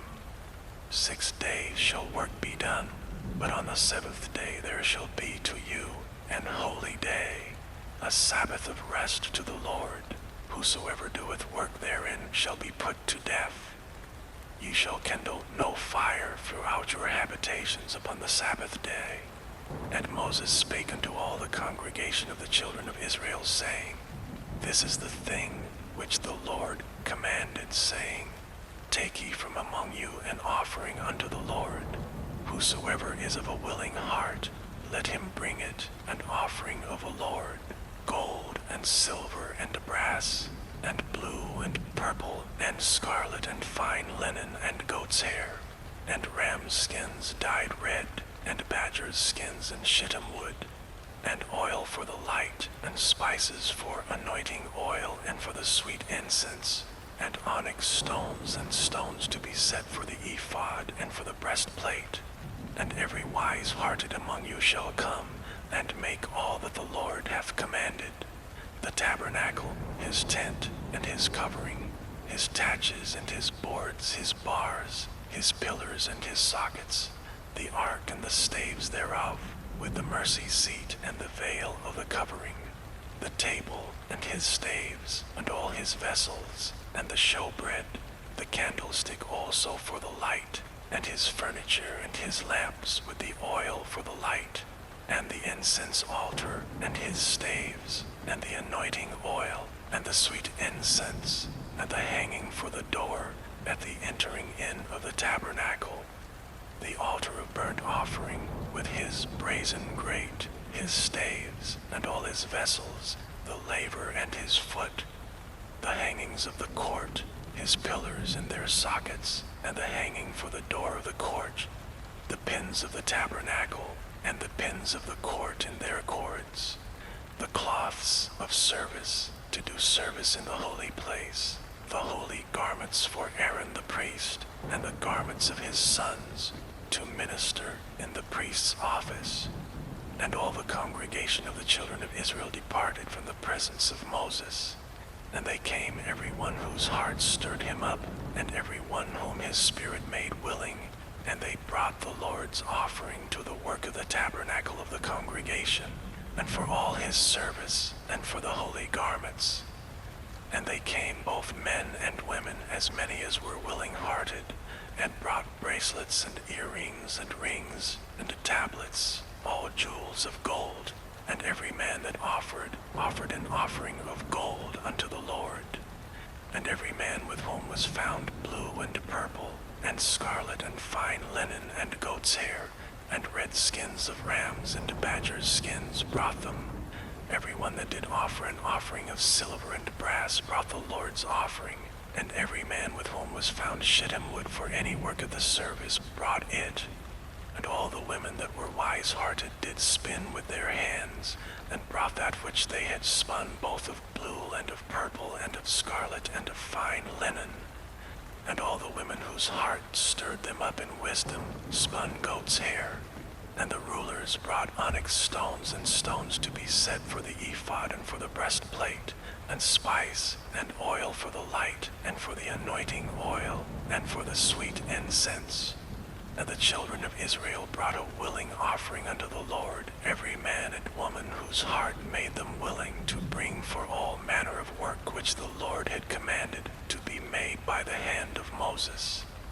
And Moses said unto the children of Israel, See, the Lord hath called by name Bezaleel the son of Uri, the son of Hur of the tribe of Judah, and he hath filled him with the Spirit of God, in wisdom and understanding, and in knowledge, and in all manner of workmanship, and to devise curious works, to work in gold, and in silver, and in brass, and in the cutting of stones to set them, and in carving of wood to make any manner of cunning work. And he hath put in his heart that he may teach both he and Aholiab, the son of Ahisamach of the tribe of Dan.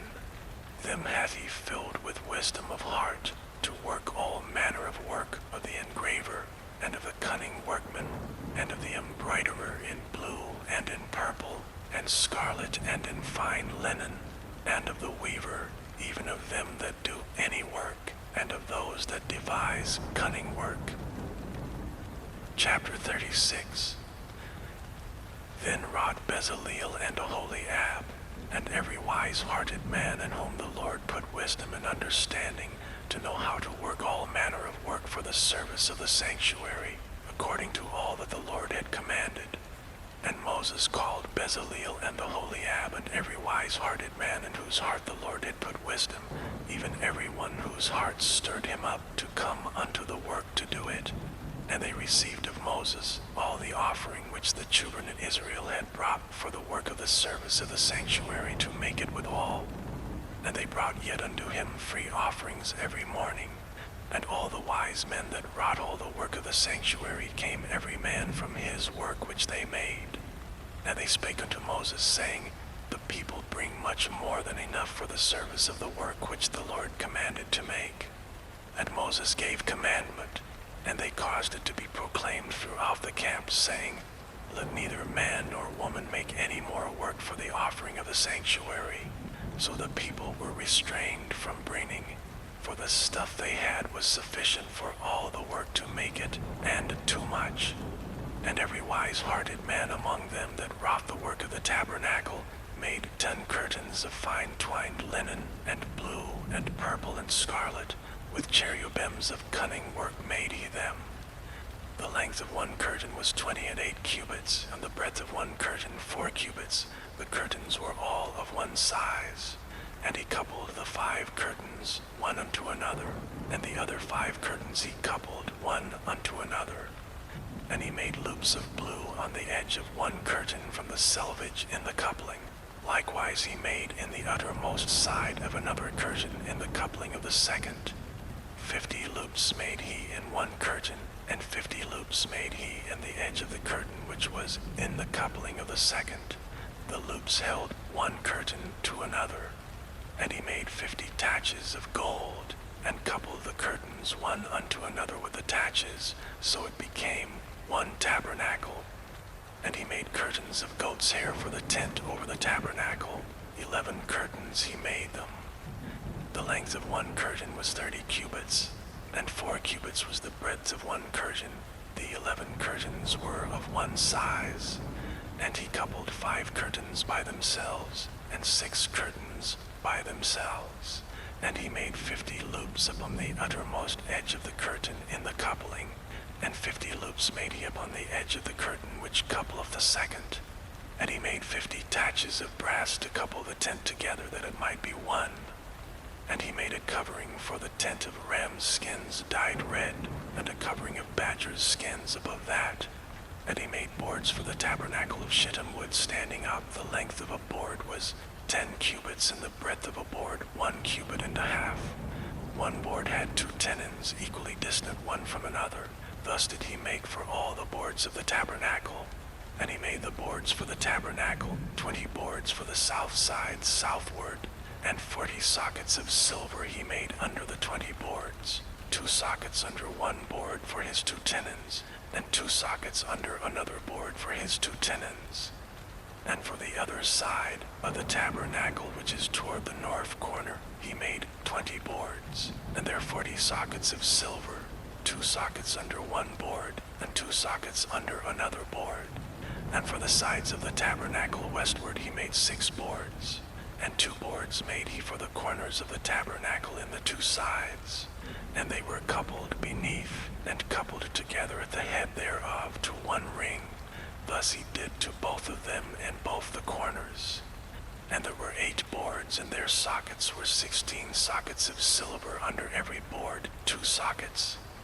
And he made bars of shittim wood, 5 for the boards of the one side of the tabernacle, and 5 bars for the boards on the other side of the tabernacle, and 5 bars for the boards of the tabernacle for the sides westward.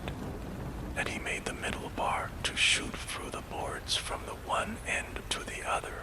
And he overlaid the boards with gold, and made their rings of gold to be places for the bars, and overlaid the bars with gold. And he made a veil of blue and purple and scarlet and fine twined linen, with cherubims made he it of cunning work. And he made thereunto 4 pillars of shittim wood, and overlaid them with gold. Their hooks were of gold, and he cast for them 4 sockets of silver. And he made an hanging for the tabernacle door of blue and purple and scarlet and fine twined linen of needlework, and the 5 pillars of it with their hooks. And he overlaid their chapiters and their fillets with gold, but their 5 sockets were of brass. Chapter 37. And Bezaleel made the ark of shittim wood. 2 cubits and a half was the length of it, and 1 cubit and a half the breadth of it, and 1 cubit and a half the height of it.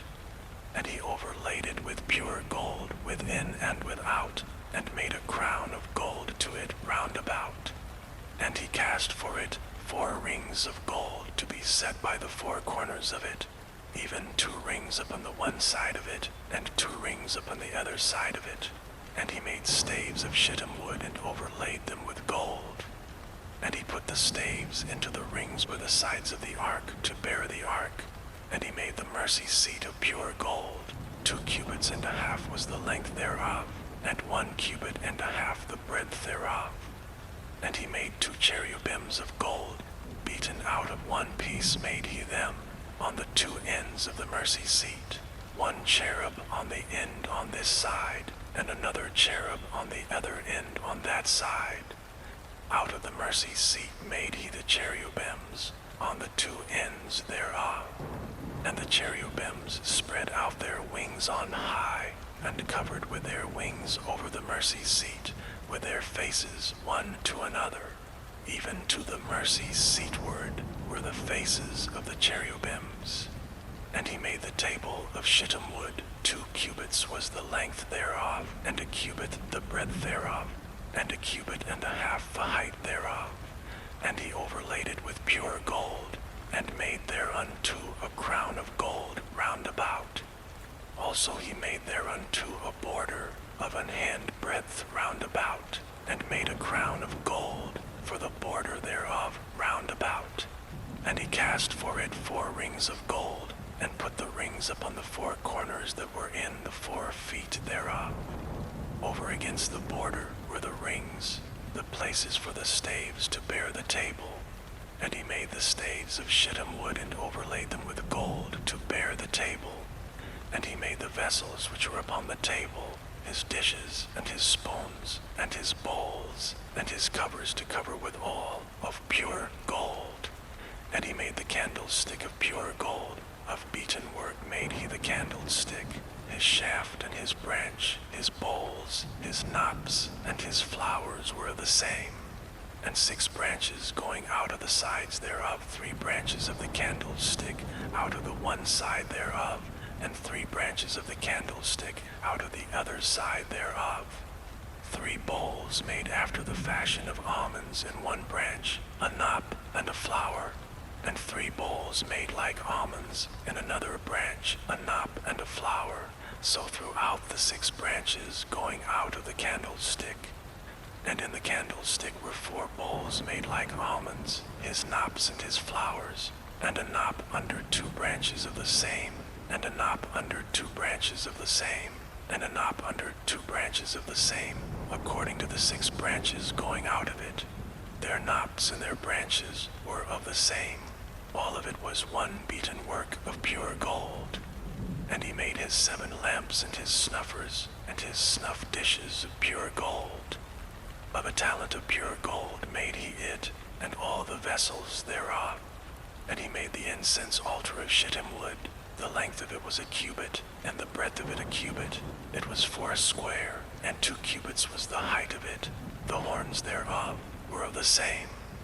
And he overlaid it with pure gold, both the top of it and the sides thereof round about, and the horns of it. Also he made unto it a crown of gold round about. And he made 2 rings of gold for it under the crown thereof, by the 2 corners of it, upon the 2 sides thereof, to be places for the staves to bear it withal. And he made the staves of shittim wood, and overlaid them with gold. And he made the holy anointing oil, and the pure incense of sweet spices, according to the work of the apothecary. Chapter 38. And he made the altar of burnt offering of shittim wood. 5 cubits was the length thereof, and 5 cubits the breadth thereof. It was 4 square, and 3 cubits the height thereof. And he made the horns thereof and the 4 corners of it. The horns thereof were of the same, and he overlaid it with brass. And he made all the vessels of the altar, the pots, and the shovels, and the basins, and the flesh hooks, and the fire pans. All the vessels thereof made he of brass. And he made for the altar a brazen grate of network under the compass thereof beneath unto the midst of it. And he cast 4 rings for the 4 ends of the grate of brass, to be places for the staves. And he made the staves of shittim wood, and overlaid them with brass. And he put the staves into the rings on the sides of the altar to bear it withal. He made the altar hollow with boards. And he made the laver of brass, and the foot of it of brass, of the looking glasses of the women assembling, which is assembled at the door of the tabernacle of the congregation. And he made the court. On the south side southward the hangings of the court were of fine twined linen, 100 cubits. Their pillars were 20, and their brazen sockets 20. The hooks of the pillars and their fillets were of silver. And for the north side the hangings were 100 cubits. Their pillars were 20, and their sockets of brass 20. The hooks of the pillars and their fillets of silver. And for the west side were hangings of 50 cubits, their pillars 10, and their sockets 10. The hooks of the pillars and their fillets of silver. And for the east side eastward 50 cubits. The hangings of the one side of the gate were 15 cubits, their pillars 3, and their sockets 3. And for the other side of the court gate, on this hand and that hand, were hangings of 15 cubits, their pillars 3, and their sockets 3. All the hangings of the court round about were of fine twined linen. And the sockets for the pillars were of brass, the hooks of the pillars and their fillets of silver, and the overlaying of their chapiters of silver, and all the pillars of the court were filleted with silver. And the hanging for the gate of the court was needlework, blue and purple and scarlet, and fine twined linen, and 20 cubits was the length, and the height in the breadth was 5 cubits, answerable to the hangings of the court. And their pillars were 4, and their sockets of brass 4, their hooks of silver, and the overlaying of their chapiters and their fillets of silver. And all the pins of the tabernacle and of the court round about were of brass. This is the sum of the tabernacle, even of the tabernacle of testimony, as it was counted according to the commandment of Moses, for the service of the Levites by the hand of Ithamar, son to Aaron the priest.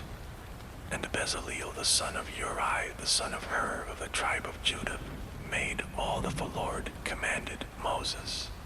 And with him was Aholiab, son of Ahisamach of the tribe of Dan, an engraver, and a cunning workman, and an embroiderer in blue and in purple, and in scarlet and fine linen. All the gold that was occupied for the work and all the work of the holy place, even the gold of the offering, was 29 talents, and 730 shekels after the shekel of the sanctuary. And the silver of them that were numbered of the congregation was 100 talents, and 1,715 shekels after the shekel of the sanctuary. A beka for every man, that is half a shekel, after the shekel of the sanctuary, for every one that went to be numbered, from 20 years old and upward. 600,000 and 3,550 men. And of the 100 talents of silver were cast the sockets of the sanctuary, and the sockets of the veil, and 100 sockets of the 100 talents, a talent for a socket. And of the 1,775 shekels he made hooks for the pillars, and overlaid their chapiters, and filleted them. And the brass of the offering was 70 talents, and 2,400 shekels. And therewith he made the sockets to the door of the tabernacle of the congregation, and the brazen altar, and the brazen grate for it, and all the vessels of the altar, and the sockets of the court round about, and the sockets of the court gate, and all the pins of the tabernacle, and all the pins of the court round about. Chapter 39. And of the blue and purple and scarlet they made cloths of service to do service in the holy place, and made the holy garments for Aaron, as the Lord commanded Moses. And he made the ephod of gold, blue and purple and scarlet, and fine twined linen. And they did beat the gold into thin plates, and cut it into wires, to work it in the blue, and in the purple, and in the scarlet, and in the fine linen with cunning work. They made shoulder pieces for it to couple it together. By the two edges was it coupled together. And the curious girdle of his ephod that was upon it was of the same, according to the work thereof, of gold, blue, and purple, and scarlet, and fine twined linen, as the Lord commanded Moses.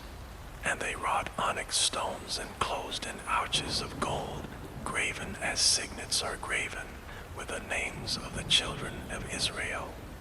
And he put them on the shoulders of the ephod, that they should be stones for a memorial to the children of Israel, as the Lord commanded Moses. And he made the breastplate of cunning work, like the work of the ephod, of gold, blue, and purple, and scarlet, and fine twined linen. It was 4 square. They made the breastplate double. A span was the length thereof, and a span the breadth thereof, being doubled. And they set in it 4 rows of stones. The first row was a sardius, a topaz, and a carbuncle. This was the first row. And the second row, an emerald, a sapphire, and a diamond. And the third row, a ligure, an agate, and an amethyst. And the fourth row, a beryl, an onyx, and a jasper. They were enclosed in ouches of gold in their enclosings. And the stones were according to the names of the children of Israel, 12, according to their names, like the engravings of the signet, every one with his name according to the 12 tribes. And they made upon the breastplate chains at the ends of wreathen work of pure gold. And they made 2 ouches of gold, and 2 gold rings, and put the 2 rings in the 2 ends of the breastplate. And they put the 2 wreathen chains of gold in the 2 rings on the ends of the breastplate. And the 2 ends of the 2 wreathen chains they fastened in the 2 ouches, and put them on the shoulder pieces of the ephod before it. And they made 2 rings of gold, and put them on the 2 ends of the breastplate, upon the border of it, which was on the side of the ephod inward. And they made 2 other golden rings, and put them on the 2 sides of the ephod, underneath toward the forepart of it, over against the other coupling thereof, above the curious girdle of the ephod. And they did bind the breastplate by his rings under the rings of the ephod with a lace of blue, that it might be above the curious girdle of the ephod, and that the breastplate might not be loosed from the ephod, as the Lord commanded Moses. And he made the robe of the ephod of woven work, all of blue. And there was an hole in the midst of the robe, as the hole of an habergeon, with a band round about the hole, that it should not rend. And they made upon the hems of the robe pomegranates of blue and purple and scarlet, and twined linen. And they made bells of pure gold, and put the bells between the pomegranates upon the hem of the robe, round about between the pomegranates, a bell and a pomegranate, a bell and a pomegranate, round about the hem of the robe to minister in, as the Lord commanded Moses. And they made coats of fine linen of woven work for Aaron and for his sons, and a mitre of fine linen, and goodly bonnets of fine linen, and linen breeches of fine twined linen, and a girdle of fine twined linen, and blue and purple and scarlet of needlework, as the Lord commanded Moses. And they made the plate of the holy crown of pure gold, and wrote upon it a writing like to the engravings of a signet, Holiness to the Lord. And they tied unto it a lace of blue, to fasten it on high upon the mitre, as the Lord commanded Moses. Thus was all the work of the tabernacle of the tent of the congregation finished, and the children of Israel did according to all that the Lord commanded Moses, so did they. And they brought the tabernacle unto Moses, the tent and all his furniture, his taches, his boards, his bars, and his pillars, and his sockets, and the covering of ram skins dyed red, and the covering of badger skins, and the veil of the covering, the ark of the testimony, and the staves thereof, and the mercy seat, the table, and all the vessels thereof, and the showbread, the pure candlestick with the lamps thereof, even with the lamps to be set in order, and all the vessels thereof, and the oil for light, and the golden altar, and the anointing oil, and the sweet incense, and the hanging for the tabernacle door, and the brazen altar, and his grate of brass, his staves, and all his vessels, the laver and his foot, the hangings of the court, his pillars and his sockets, and the hanging for the court gate, his cords and his pins, and all the vessels of the service of the tabernacle for the tent of the congregation, the cloths of service to do service in the holy place, and the holy garments for Aaron the priest, and his sons' garments to minister in the priest's office, according to all that the Lord commanded Moses. So the children of Israel made all the work. And Moses did look upon all the work, and behold, they had done it as the Lord had commanded, even so had they done it. And Moses blessed them. Chapter 40. And the Lord spake unto Moses, saying, On the first day of the first month shalt thou set up the tabernacle of the tent of the congregation, and thou shalt put therein the ark of the testimony, and cover the ark with the veil. And thou shalt bring in the table, and set in order the things that are to be set in order upon it. And thou shalt bring in the candlestick, and light the lamps thereof. And thou shalt set the altar of gold for the incense before the ark of the testimony, and put the hanging of the door to the tabernacle. And thou shalt set the altar of the burnt offering before the door of the tabernacle of the tent of the congregation. And thou shalt set the laver between the tent of the congregation and the altar, and shalt put water therein. And thou shalt set up the court round about, and hang up the hanging of the court gate. And thou shalt take the anointing oil, and anoint the tabernacle, and all that is therein, and shalt hallow it, and all the vessels thereof, and it shall be holy. And thou shalt anoint the altar of the burnt offering, and all his vessels, and sanctify the altar, and it shall be an altar most holy. And thou shalt anoint the laver and his foot, and sanctify it. And thou shalt bring Aaron and his sons unto the door of the tabernacle of the congregation, and wash them with water. And thou shalt put upon Aaron the holy garments, and anoint him, and sanctify him, that he may minister unto me in the priest's office. And thou shalt bring his sons, and clothe them with coats. And thou shalt anoint them, as thou didst anoint their father, that they may minister unto me in the priest's office. For their anointing shall surely be an everlasting priesthood throughout their generations. Thus did Moses, according to all that the Lord commanded him, so did he. And it came to pass in the first month of the second year, on the first day of the month, that the tabernacle was reared up.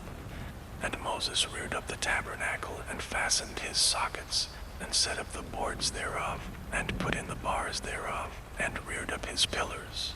And he spread abroad the tent or the tabernacle, and put the covering of the tent above upon it, as the Lord commanded Moses.